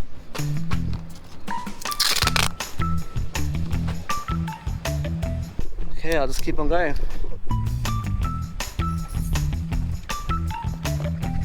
So with the contact adhesive, I actually took the lid off because it was coming up pretty slow, and actually cut the top of it. So now when I pour it on, it's nice and fast.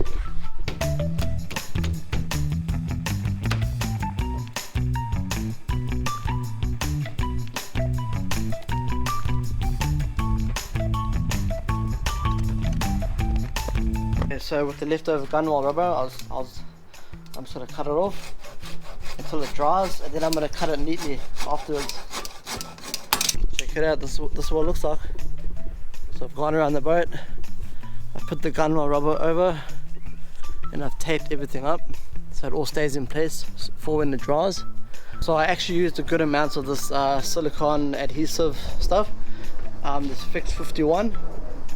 I used quite a lot of it, which is good because I'm not planning on ever taking this gunwale rubber off again. So I've gone along the rubber and I've cleansed it up with the acetone. So after it's dried up, I'm just going to take off all the tape and clean up a bit more. If it needs more cleaning, I'm going to cut these pieces here. I'm going to make them flush so I can put on these end pieces. See? Okay guys, let's see how the gunwale rubber came out.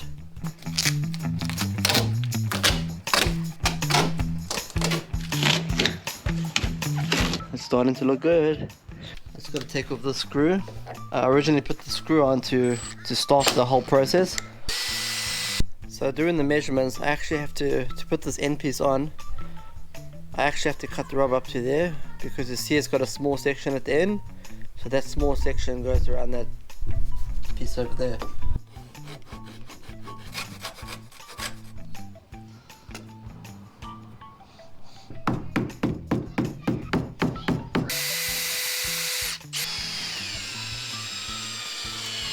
Yeah, it looks good. So check it out, it's looking pretty good. It's looking like a boat now. There's a gunwale rubber. Yeah. Nice.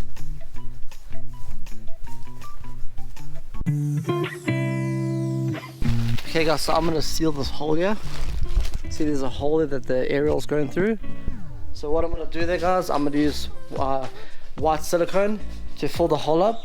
But before I do that, I'm going to tape the back of the hole with this cloth tape, so no silicone falls through the boat. Tape the bottom, then I'll just add the silicone over here. See? And then once the silicone's dried, I'm going to take the tape off. I'll just put a little bit for now. I'll just wait for that to dry. And when it dries, I'll start taking the tape off slowly. And if I have to put more, I'll just put more. Guys, so I'll just pull the tape on the bottom here, same like the other one.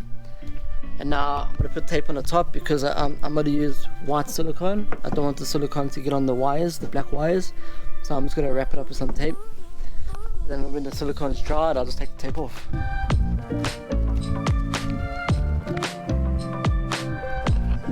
There it is. There's the other hole. This hole is a bit bigger, so I'm hoping the silicone will hold once it's dried up. So check it out guys. This is how the silicone part came out. It's pretty good. See it? It's nice and sealed all over. And it's pretty strong as well, so I don't see that coming loose. Okay, check it out. So what I'm going to do is I'm going to start blocking this hole. So I've got a piece of cardboard and I put a piece of screw through there. So all I'm going to do is just put it in there, because this is got to block the resin from overflowing and going down the boat. See? And when I resin it, I'll just pull the screw a bit and just put resin around it. And when the resin's dry, I'll just unscrew the screw. Okay, so what I did here, I just filled the hole up with fiberglass. I made some peanut butter filler. I've taken out the screw that was holding a piece of wood behind the hole, just so the fiberglass didn't go through the boat. So I'm going to sand this flat, and then all the parts where there's holes, because I don't think I never filled up all, it's not going to be level exactly, so all the parts that have holes in it, I'm just going to fill up with filler, and then I'm going to sand it again, then paint it, then it'll be like brand new. Woo. Check it out, nice and flat. So I'll just fill up those holes there with some more filler, and then I'll just sand it again once it's dried, and then I'll paint it. Woo. Okay guys, so you can't really see it, but this is how the patch came out. I actually put stickers on top of it. It actually came out perfect. You can't even see there was a hole there before, but I just put these stickers here because that's where I want them for when I operate the boat. See? But the patch was actually over here. Yeah, it looks like a normal piece of wall. Okay guys, so I am taking the windscreen off now. So I've taken the sides of the windscreen off. Check it out. So I'm just going to take the front piece off because I want to paint everywhere here. The windscreen is silicone in here too. And I'll just turn it so slowly all the way down to the end. Should be good. Woo. Yeah, check it out. Woo. Awesome. Okay guys, so I'm doing the windscreen now. So what I did was take it off and I filled up all the holes with filler again, epi filler. And so now it's dry, so I'm just going to sand it down and make it all smooth and then paint it.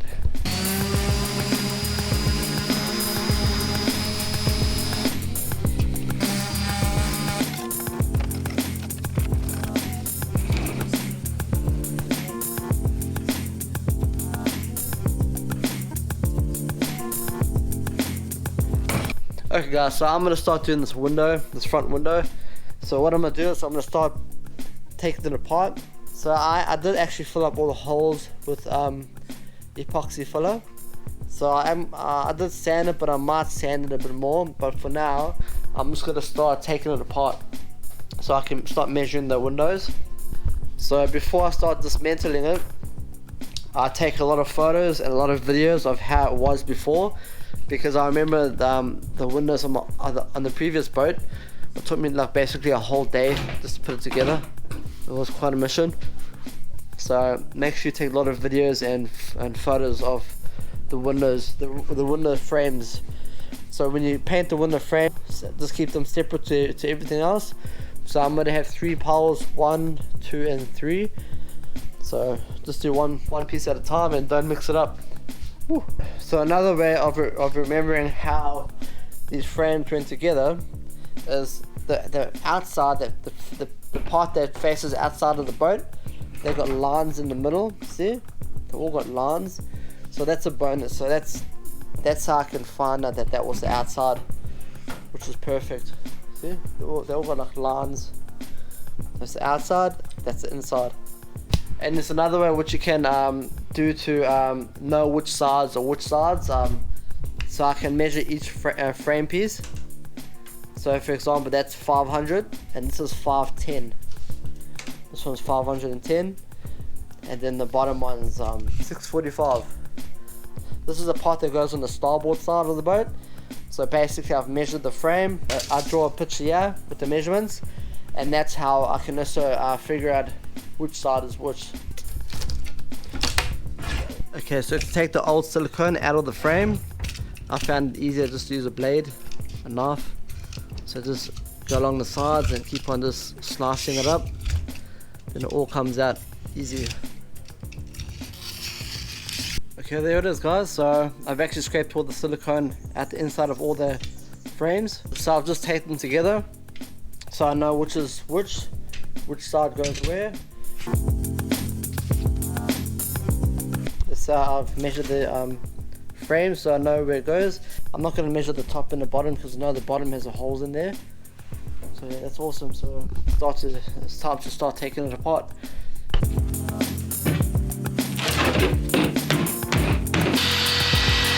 Okay, frame is off. I don't know if you can see, but I actually messed this windshield up from using acetone. A drop of acetone actually dropped on it, so I tried to clean it a bit more and it just melted the whole perspex. So just keep acetone and all that stuff away from these windows. Okay, so I'm just measuring up the windscreen. These are the side pieces here. So what I've done is I've measured from there to there. I've named that A, B and C. So I've measured A, it was 465. Then I've measured B over here, which is 470. Then I measured C on the bottom. That's 590. So what I'll do is I'll go to the computer and I draw a digital version of this, of the measurements, and I'm going to send it to some sellers on eBay and see who can cut it out for me. But I've got to measure the thickness. I think the thickness is 4 millimeters as well. I'll just double check that. I don't want to measure it too thin. So what I did for the front window, I got the paste to cut it to size. I left about 4 mils play. So the reason I did that is because the original window is actually curved. See, here's the original window here on top of the perspex. So what I did, I just placed the original window on top and I just drew a line there. And so the way I have to cut is from the inside of the line. So I'm going to actually grind it instead of cutting it. I don't want to risk cracking it while cutting it, because I've done windows before with perspex and it's so easy to crack them.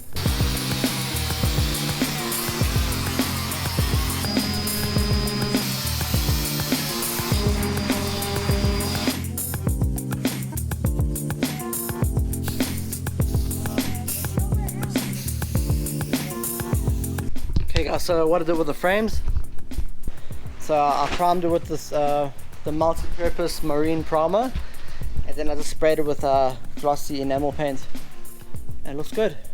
Okay guys, so I'm going to start sanding the edges of the window screen so they can fit in the frames. So you can see the frames got grooves over there. Okay, so on the original window screen you can see they cut out like a piece there, like a groove, like a notch all the way down and around. So I'm going to do the same over here. So what I'm going to do is I'm just going to measure, and then I'm going to clamp this down to the table, and I'm going to use a grinder to grind the edges. I'm just going to take off like 1/2 mil, not much. So what I'm going to use to grind these notches, I've got this piece of sandpaper piece here for the drill. See, it's nice and square. So make sure you clamp it like that.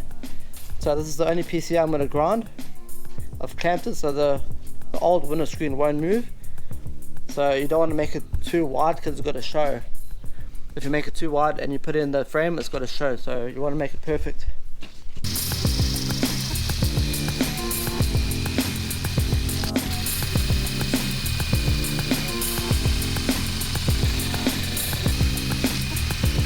Okay, so check it out. I only needed to grind one side, well, two sides of the windscreen. This side here I don't need to grind because the frame is wide enough, so that works out pretty good. I find using the sanding piece here for the grinder is a bit easier. I don't know what it's called. It's like a sanding disc type thing for the grinder. It's much faster than using this.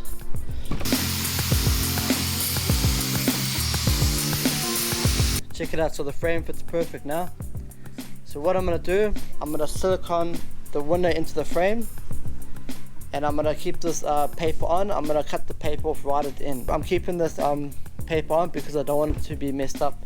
So what I'm going to do, I'm going to drill holes into the window, then I'm going to fill it up with epi filler, and let it dry, then I'm going to sand it, then I'm going to spray it again.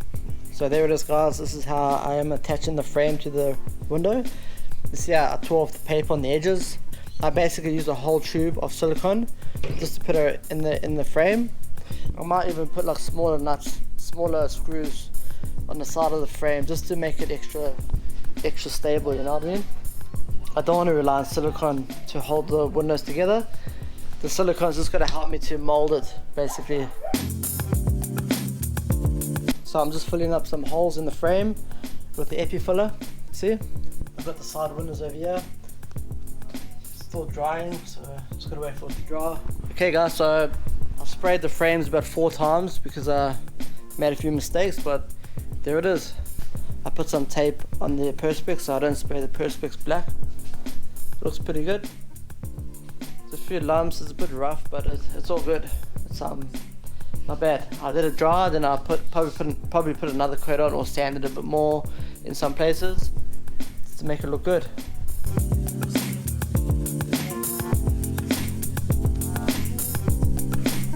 So I'm just sorting something out on the other 2 side windscreens.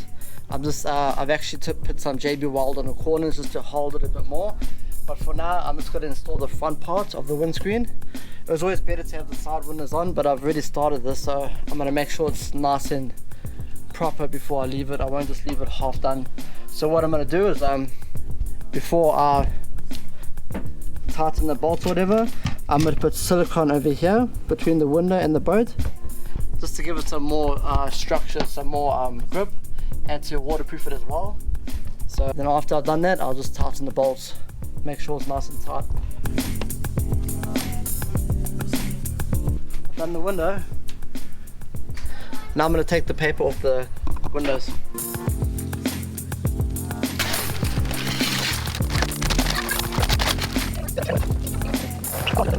Okay, well check it out, there it is. Looking good. I just have to sort out the corners and along the edges. I'm going to cut some silicone away. There's still some paper over there. But overall it came out good. Ooh, peace. Okay guys, so I'll just explain to you what I'm going to do with the anchor. So I've put a normal like little sand anchor here, okay? And then I've attached 3 meters of chain onto the anchor. The reason I put the chain on is because when the anchor's on the floor, the chain lies flat on the floor, and so when you pull the anchor or it gets pulled, it drags on the floor. It won't get pulled straight up like if it was just connected to rope to anchor. So the chain actually gives the rope some weight, so the anchor will drag on the floor sideways. See? So it can anchor to the bottom of the sea. So I've got the anchor here, the 3 meter chain, and then I went and got 50 meters of 10 millimeter wide anchor rope. So these are normally about $55, but I found a place that had them for $20, so that was a bonus. So this is how I've attached the anchor rope to the chain. See? I use that piece there. So open that up.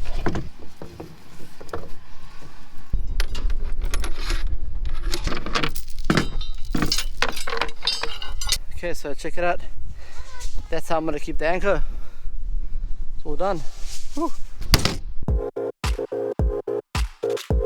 Okay guys, so I'm going to put the bungs back in the boat.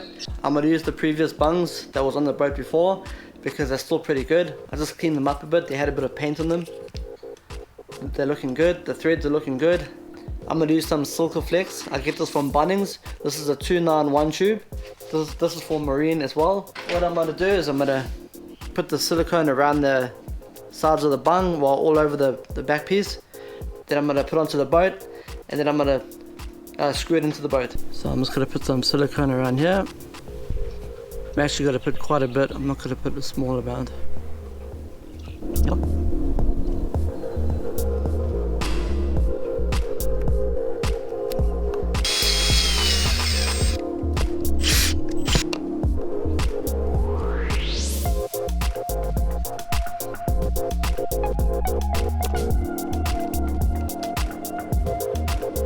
That's one done. I'm gonna do the same to all three. Peace.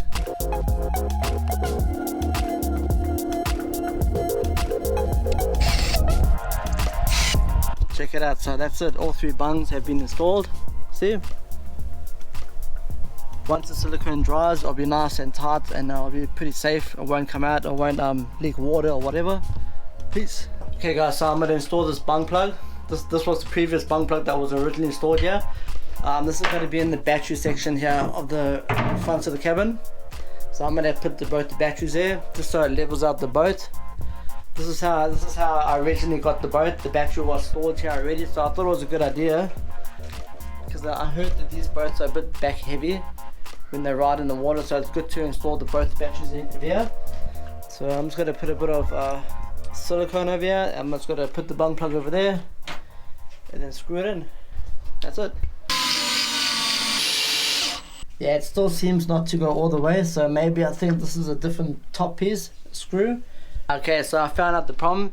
This is not the original bung plug. This is some rubbish, I don't know. But I found another bung plug amongst all my other stuff. I always carry a lot of bung plugs as spares. So check it out. This fits perfect. Okay, guys, we're just sorting out the top brackets, the handlebars to put on the top of the roof of the boat. Got my helper here. Okay, guys, so I've given them a good clean. But what I'm going to do is I'm going to put silicone on the bottom of these, and then I'm going to place them on top, and then I'm going to put the screws in. Make sure you use 316 stainless steel screws, because those are the standard for boats. They just don't rust or corrode. But I need two people to do this, because I can't put my hands around the boat.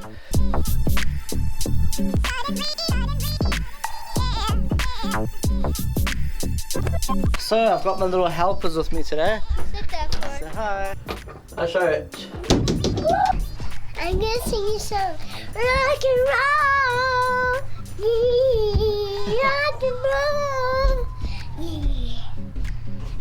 Rock and roll. Rock and roll. I'm gonna talk to myself. Hello. So you gotta put it in there, that one there, the one that's turning, okay? Okay, so I installed the top handles on the boat. Just gotta wait for the silicone to dry a bit so I can get the edges.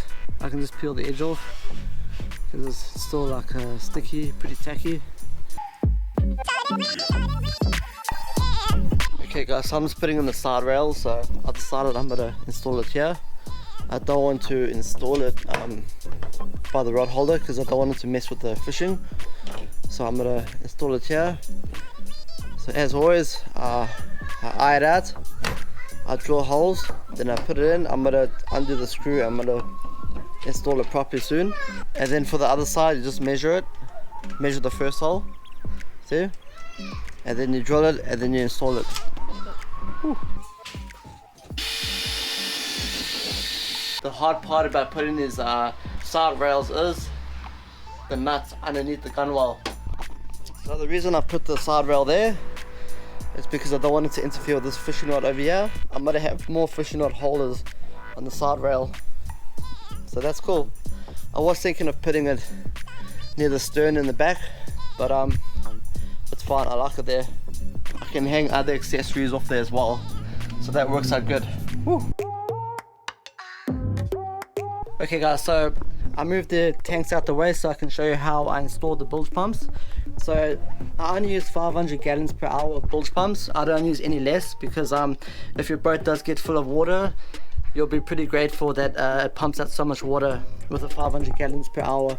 But anyways, so how I installed it, the bilge pump below the deck, I actually put like a small, like about a blob of silicone on the bottom of the bilge pump just to hold it in place.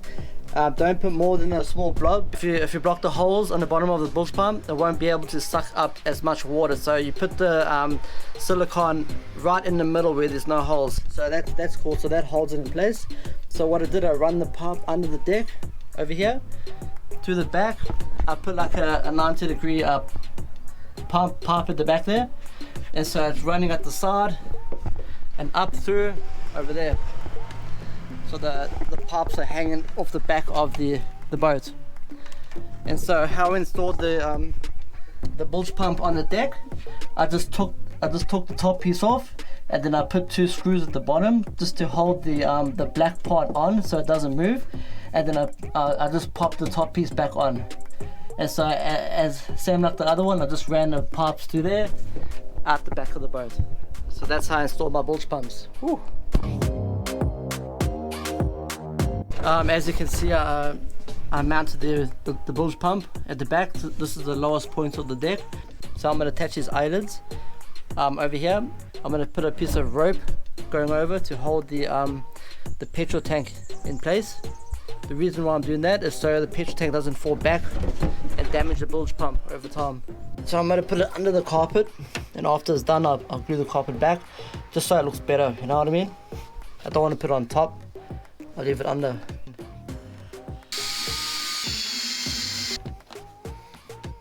So there it is. This will now hold the fuel tanks in place. So nothing will bash the bilge pump in the back. See, so that's got to secure it.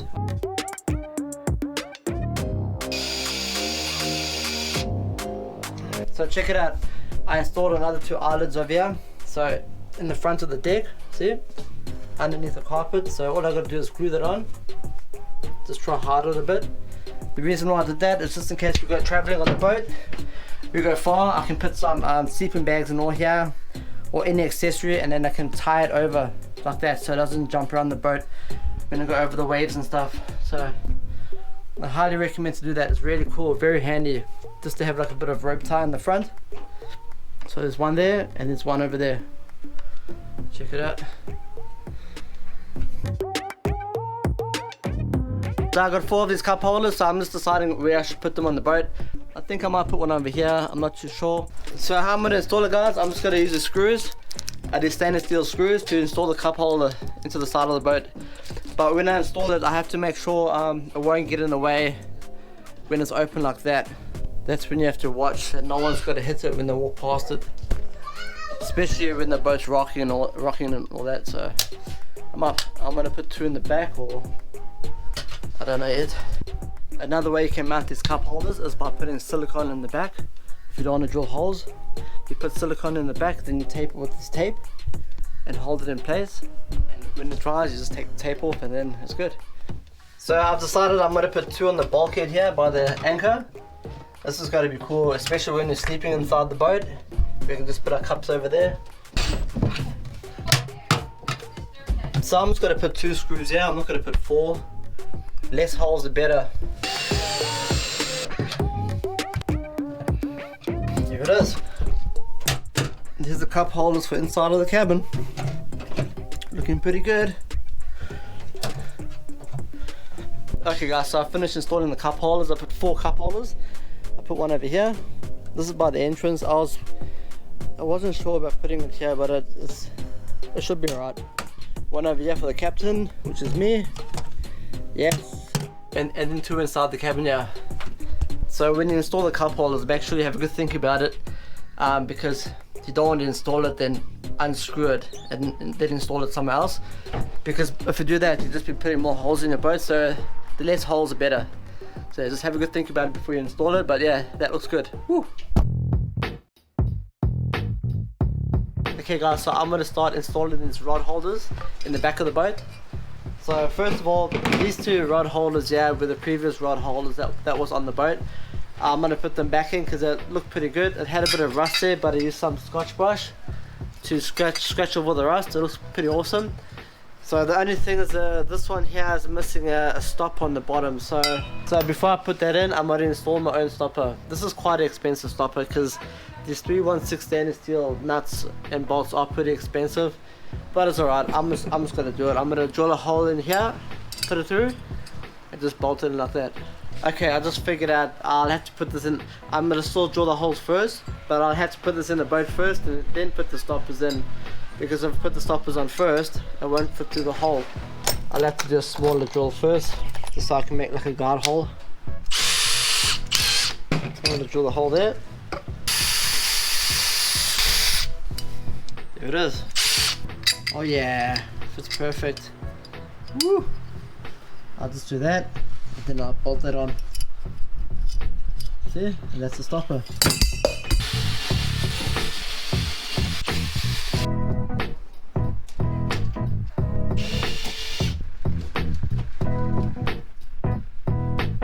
Check it out, so I'm going to put this in first.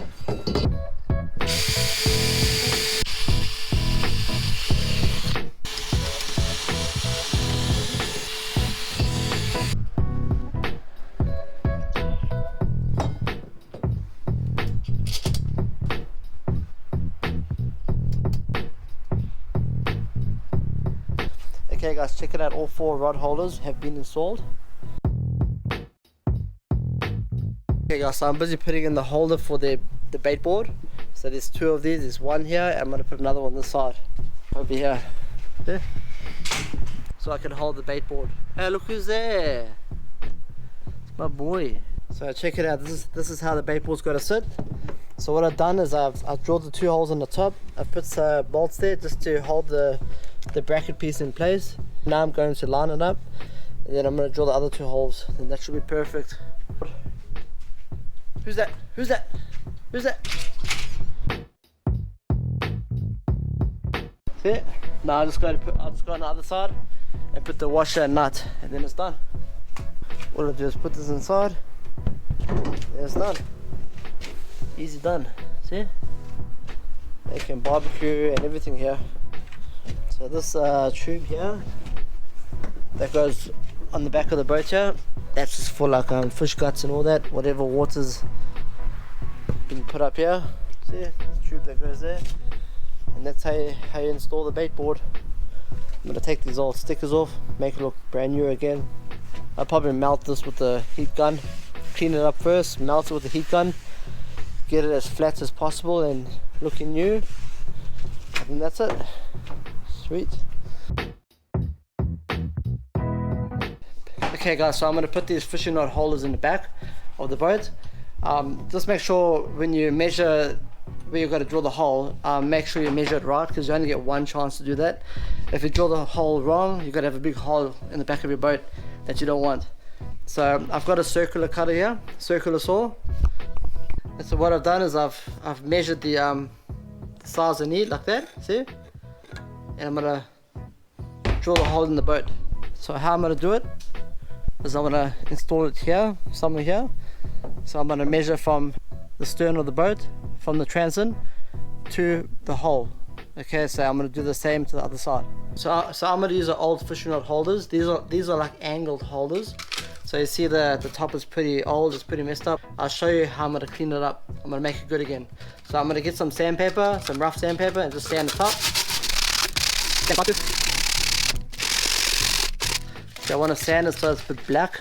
See the markings there? I want to sand that away. Sand the sides too. Check it out, so you want it like that. So what I'm going to do is I'm going to get a heat gun, and I'm going to heat it all the way.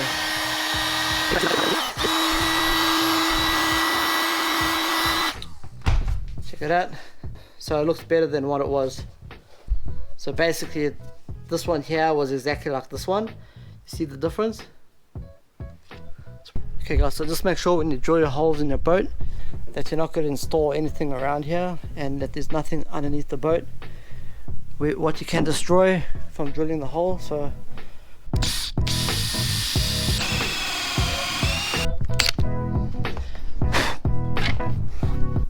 obviously, because the fishing rod holder is angled, I have to file a bit more on this edge here, because when you push it in the hole like that, you have to twist it, and by twisting it you need more space in the back here to twist because of the angle.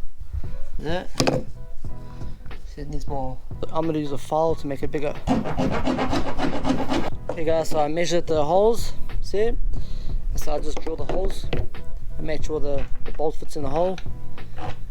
Okay guys, so I went and got these black caps for rod holders from the shop. So these are awesome. So because the rod holder's been installed on the gunwale of the boat, while I'm driving the boat, this is going to prevent water from leaking inside from splashes. When I'm driving the boat, I'm not using the rod holder, I just seal it like that. So it's nice and protected from the water. Because if water gets inside here, it's got to come out the drainage hole and go into the boat. So it's always cool just to have a bit of more protection, you know. Less water the better. Whew. Okay guys, so I'm going to use M5 nuts. It's got a countersink on the top, just so it sits nice inside the rod holder, you see. So that's going to work good. And obviously I'm going to put silicone before I put the rod holder in the hole. I'm going to put silicone around the hole. I like to use transparent silicone for most stuff. The reason is because if it gets messy and gets on everything else, you won't really see it. Okay guys, so that's one side completed. See? And I'll do the exact same to the other side. So I got a fishing rod holder for the boat. This can hold 4 rods. So check it out guys, this is how I'm going to install the fishing rod holder. So obviously I don't want to drill in the side of my boat, so what I'm going to do is I'm just going to take a piece of plank. I'm going to silicone it next on the side of the boat. I'm going to make sure I put a lot of silicone so it's really tight. And then I'm going to, after I silicone it, and when it's ready, I'm just going to put the rod holder on like that. See? And that's it. It should work. So I'm going to put quite a bit of silicone on, yeah. I'm going to get my pieces of tape ready to mount it on the side. Should mark the spot over there.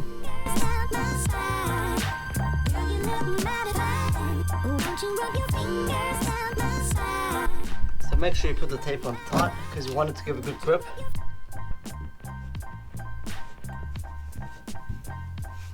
There it is. Now once that's dried, I'm going to take off the back tape and then I'm going to mount the rod holder on. Now what I'll do is I'll do the same procedure to the other side. Exactly the same. So I put some silicone on the sides there because I don't want any holes there, so it's nice and flush. Check it out, so I took the tape off. It's pretty solid. It's nice. So I actually bought some more silicone so I can do the other sides. I'm going to do that side as well. I've got hooks and stuff I want to install in the boat. So that looks pretty good. I'll just tidy it up. I'll do this side now.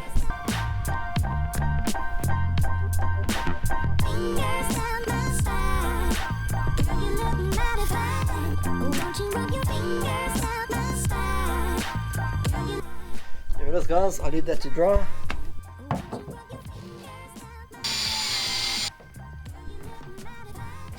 Check it out guys, so that's what it looks like. I'm just waiting for that one to dry. Check it out guys, these are fishing rod holders. It's done. So as you can see guys, this is how I installed the hooks on the other side of the boat, on the starboard side. So you can see I put 1, 2, 3, 4 pieces of wood there, and I've attached these like clips over there. So for example, I clipped the extendable oars over there. So that's in case the boat breaks down or whatever, just for emergencies. It's the law actually, you have to have oars on the boat. And this one here is all the fishing hooks and all that. See? You can see I just screwed those in. Okay guys, so I just placed the anti-skid tape on the back of the boat, on the transom. So what I did guys is I put the first section over there on the top, then I measured it like that in the middle, and then I did the same to the other side. I measured it, and then I eyed out the next row. I placed it down and I measured it like that. See, I measured it from there to there, and then that's what I did to this side as well. I just measured it from like that. Then I placed the next strip, and then I also eyed out the middle section, so I just basically lined it up. You can see it's a bit lined up, and so that's it. I've got the eye of the tiger. Woo. Okay guys, so I've eyed out the Bimini. I measured it out a bit, so the way you install the Bimini, it has to be in a slight angle forward. The reason is when you're driving the boat, it compensates for the wind. So you don't want the Bimini to be level, you want it to be slightly a bit forward. So I'm going to put the Bimini hinge over here, and then I'm going to measure it, and I'm going to decide where to put the back hinge, the support hinge. It's actually sort of like where the old hinge was, which is good. So guys, I just got these 12mm 25mm long screws to screw in the Bimini attachments. So it's nice and strong. See, it's got a tapered head there, so it'll go nice and flat. Okay, that's one. What I'm going to do now, guys, I'm going to measure the distance, and I'm going to do the same there.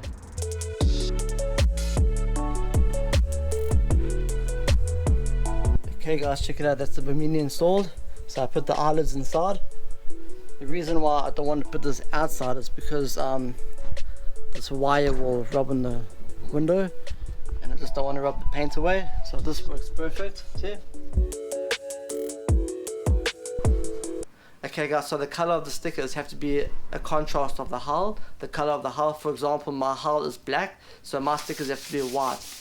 Okay, because they have to see the stickers from far away if I need to be rescued or something. So because my boat is capable of planning, the height of the registration stickers have to be at least 150mm high. So what I did is I placed the stickers on the one side of the port side of the boat. I measured it up, I eyed it out, and then once I placed it on, I just measured from the stern of the boat to the beginning of the sticker. So after I measured from the stern to the sticker, then I measured the other side, then I marked it, and I applied the stickers the same way as I applied it on the port side of the boat. So you measure up, make sure it's equal, and even the height.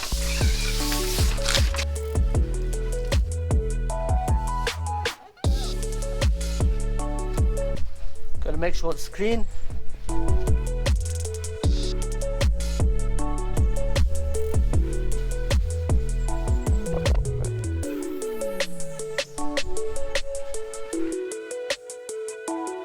Okay guys, so I'm going to now attach the sticker on the boat.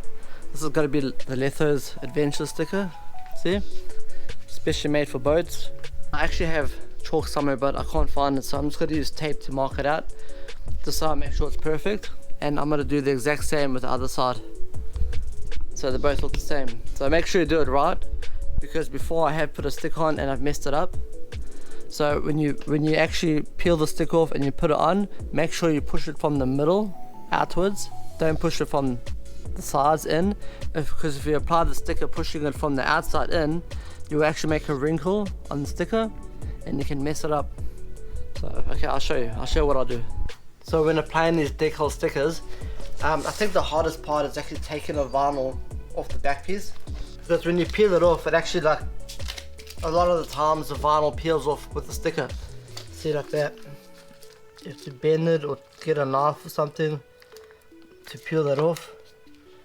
That's the hard part.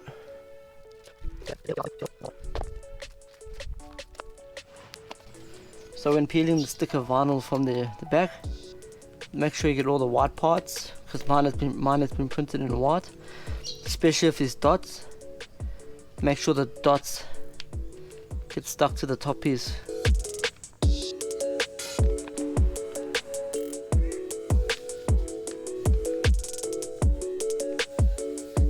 Woo. So I'll just rub it on now, put a bit of pressure.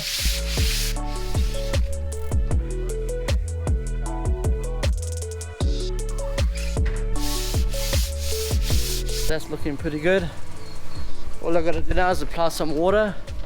Then I'm going to peel the paper part off. So the reason you put water is because the water actually separates the paper from the actual sticker. Because if I never put water, and I peel the paper part off. The sticker might stick to the paper part.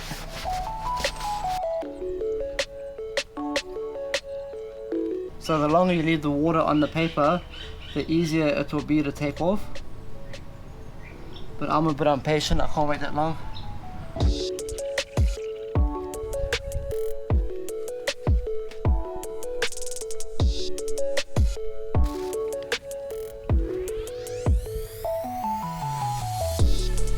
Check it out. Ooh, that's how you do it. Okay, so what I'm doing here, guys, I'm installing the navigation lights. So you see it comes with like got a mount over there, see? That's the screw part, and they've got a piece here where the wire comes out. So I gotta figure out where the hole for the wire has to be drilled. Okay, so I'm gonna re-measure it because the person that put the previous navigation lights in put the bloody things in crooked. So this is about 400, so 60 long. So now I'll go to the other side and measure 45, and then that's it. That's my markings. So 45 from there. Okay guys, so I'm gonna put the camera down because it's very hard to do this with one hand. So see there, I'm gonna mark there 45, and then I'm gonna drill it and then install the navigation lights. Check it out. So I'll re-drill the holes here. I had to put the GoPro down because I actually broke the tripod. So I'm going to put the wires in this hole there and put the screw in that hole. So it's getting a bit dark, guys, so I'll just show you what I do. So what I do here, when it's ready to be bolted, I take it out, I put a tiny bit of silicone over there, and then I bolt it in. And then when it's dried, it's got to be super tight and secure.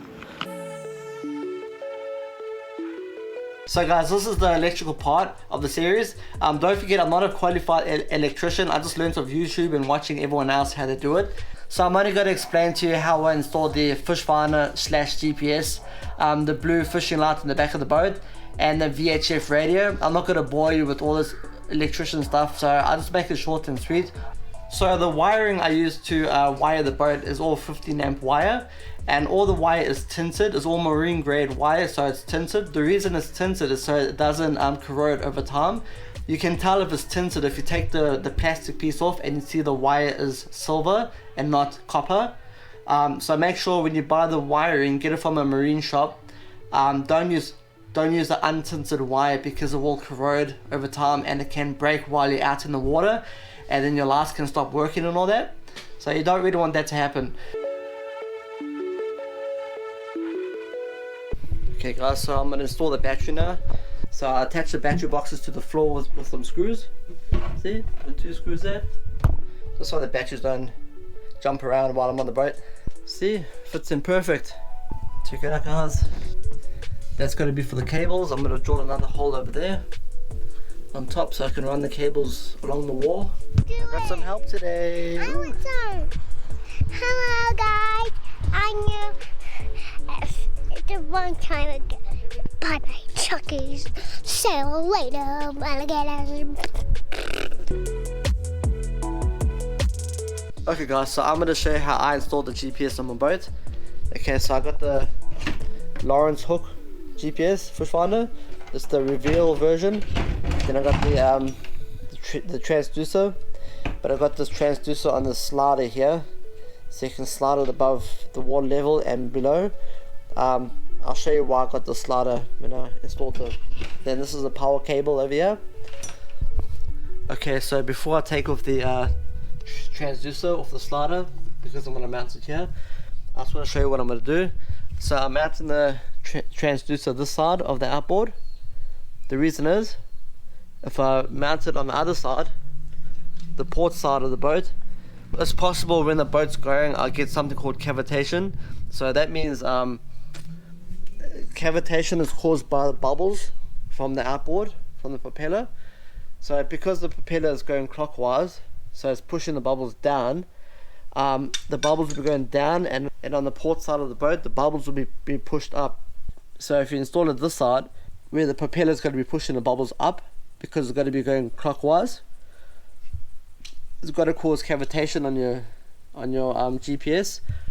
So what happens is normally the GPS goes all like dots. It's got a whole lot of dots on the GPS, and then you can't see how deep you are in the water because of the cavitation.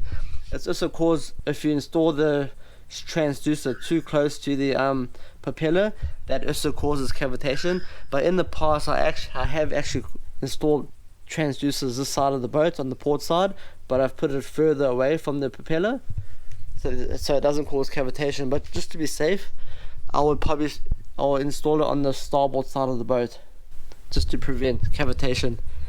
So yeah, I'm gonna install it about this far, probably about 30 centimeters from the propeller, or maybe more, 40, and then yeah, then that's gonna be awesome. I'll show you. When you're drilling into the transom, especially a fiberglass transom, make sure you put a lot of silicone around the screws just to protect it. You don't want any water leaking inside of your transom. I'm gonna make sure the bar is not overlapping the bottom. The reason is it's because if you hit a sandbank or something, you don't want to rip off the transducer. Okay, there we go. So that's how I installed it. I just put a bit of silicone on the sides. The more silicone the better, the more protected it is, because I did drill holes in the transom, but I did put silicone on the screws as well, so it should be all waterproof. So there we go, I'll just slide it in like that. Okay, the reason why I got this slider for this transducer is because for example, if you're camping at night time, if you're going to the shore or whatever, and when the boat gets caught in low tide, so I'll probably lay on the sand. So instead of this breaking, you just push it up like that and just tighten it, just for overnight, just so this doesn't get ripped off by the tides or waves hitting the boat. When the waves hit the boat on the sand, it can move the boat and it might break off with pressure. So I'll show you how to adjust it when you put it back down. So basically, here's a ruler here. So what I'll do is I'll bring it down and I'll make sure that the transducer is halfway. See? It's about halfway in the ruler. And there it is. That's how you adjust your height. You want half the transducer in the water, under the water line here, and the other half on top. After that, I'll mount the cable onto the back of the transit. I'll show you that a bit later. I'll just weave this transducer cable through the boat to the bow of the boat, to the front, because I'm gonna connect to the GPS. Okay guys, so I've attached the cables to the transom. I just got to paint that section over there. I filled some holes there. I just got to paint it. So I left enough free cable here so I can adjust the transducer up and down. But yeah, that's it. See, 1, 2, 3 cable organizers. Then I put 2 small cable ties in the back. I'll be drilling a hole up on the deck top here, right next to the GPS, so I can run the cable through, and the power cable. So as you can see guys, I mounted the GPS over here. This is the GPS bracket. So all I did was drill a hole in the back here for the data cable and the power cable. See, so what I've done with the GPS guys, I've put the positive wire in the fuse box and the negative in the negative bar. So that means when I turn on the boat, I won't have a switch. I don't want to switch with the GPS because sometimes people turn it off by mistake. And so yeah, that's it, that's the GPS. So my plan with the wiring, when you do wires on the boat, is you don't tie it up now, rather tie it up when you're finished, because you don't know which wires are going to be short or too long, so you can adjust them nicely. So the wires look all messy now, but when I'm finished the boat, I'll be rolling them up and cable tying them together, making it all neat, you see? But with the wire that goes across the cabin, I've actually got it in this tube. This tube is made for wires, so I'm just wiring it through the tube, and I'm gonna tape it and silicone it to the top of the cabin, just so it's nice and neat, you know. Check it out. So what I'll do before I silicone it on, I'm first got a plan where I'm gonna lay the wire like that, see? And I'm gonna make this part sticking out, this open part, just in case I want to change wires in the future. I'll just put dots of silicone. So I've cut my pieces of tape up, See? So that's all ready to stick the pipe up.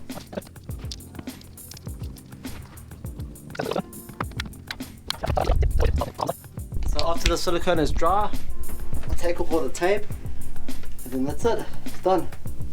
Whew. So when installing the cable in these cable organizers, this like tube type thing here, it's always best to mount it but with the open side facing down.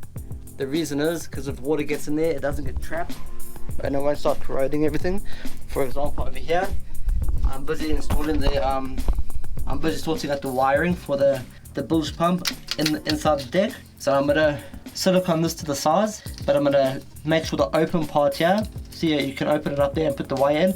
I'm gonna make sure that's facing down, so you don't want water to be trapped inside of there. If water does get inside of here, it'll just leak out the bottom. Okay guys, this is what it looks like. I took all the tape off. It's all nice and silicone down. I'm gonna just fix this wiring up here. I'm gonna tie it up to the top. I might just add a bit more silicone there, and that's it. It's all good. I just gotta super glue this carpet back down. We'll cover the wire. Looks pretty good. Whew. Okay guys, so all I'm doing here is I'm neatening up the wires. I'm just tidying them up. I'm using the 2.5mm by 100mm long cable ties. It's good to have small cable ties because if you're out in the water and you need to fix some wires and all that, it'll be easy just to cut off.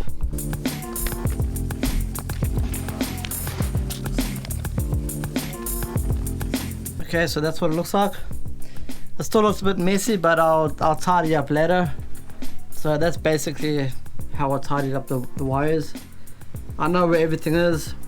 If something breaks down, I know where the wire is. It's a small cable tie.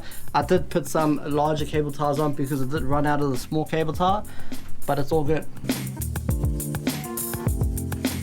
Okay guys, so I'm going to explain to you how I install these water lights for the boat. It's like, this is a blue light, you get blue and green. This is like a fishing light for a boat too. You put this on at night time and all the fish get like attracted to the light. So this is the old one here, this is the green one, but the problem is the middle light doesn't work but the bottom light does. So I'm gonna use this one instead. I bought this one brand new. Check it out, I'll show you the color. I'll just attach it here for you. See? I'm gonna drill it back into the old holes. There's 1, 2. Those are the original holes. I'm gonna use those holes to drill this back. So as always, I'm gonna put silicone around the screw.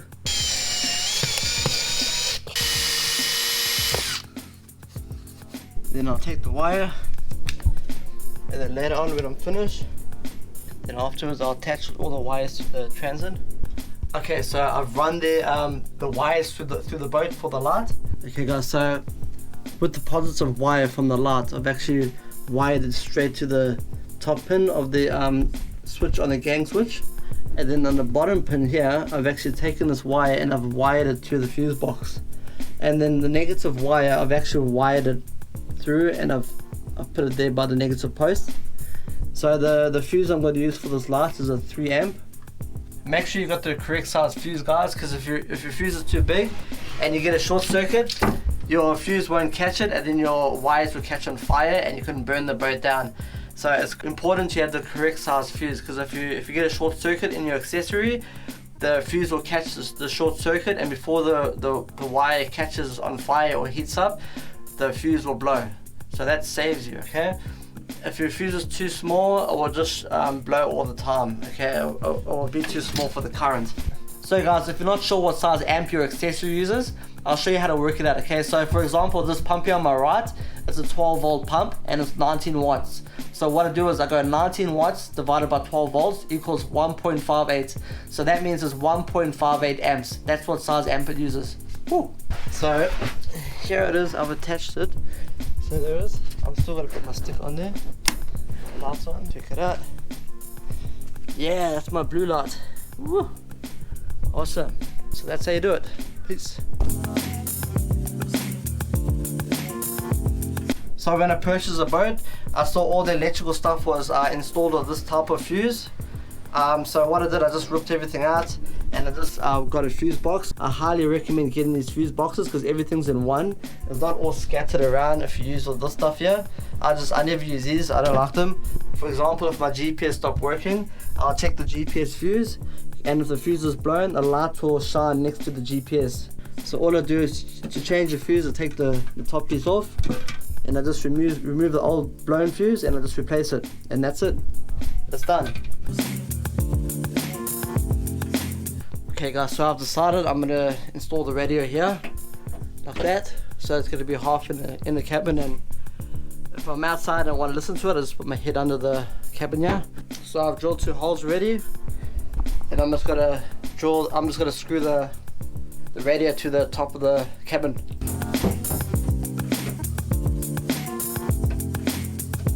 Okay guys, so how I wired the VHF radio, I wired it to a switch. I wired it the exact same way as I wired the blue light on the boat.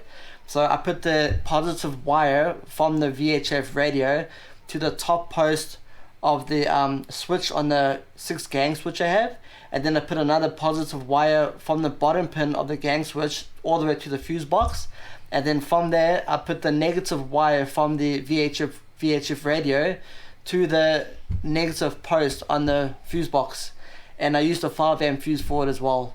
Woo. Okay guys, so I finally finished doing this boat. It took me a long time, man. Check it out.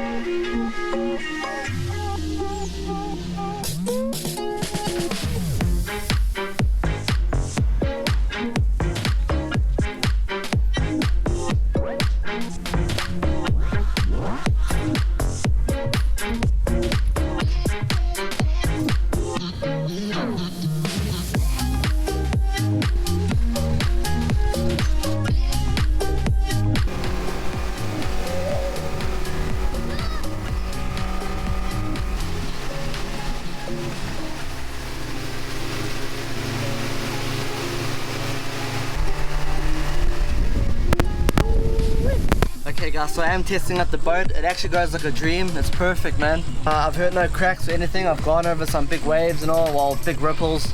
It's pretty strong. I'm pretty happy about it. It feels good. It sounds good as well. The outboard's good. Woo, so stoked. Yeah, so I'm gonna give it a bit of a test drive and check it out. Okay guys, so I did land up getting a different trailer for the boat. That video on how I restored that trailer is a separate video. This video here, I was just focusing on the boat. It did take me about a year to restore the boat and edit the videos together. And that's it guys, that's how I did the boat. Thanks for watching guys, and if you like these types of videos, hit a subscribe and I'll see you soon. Woo!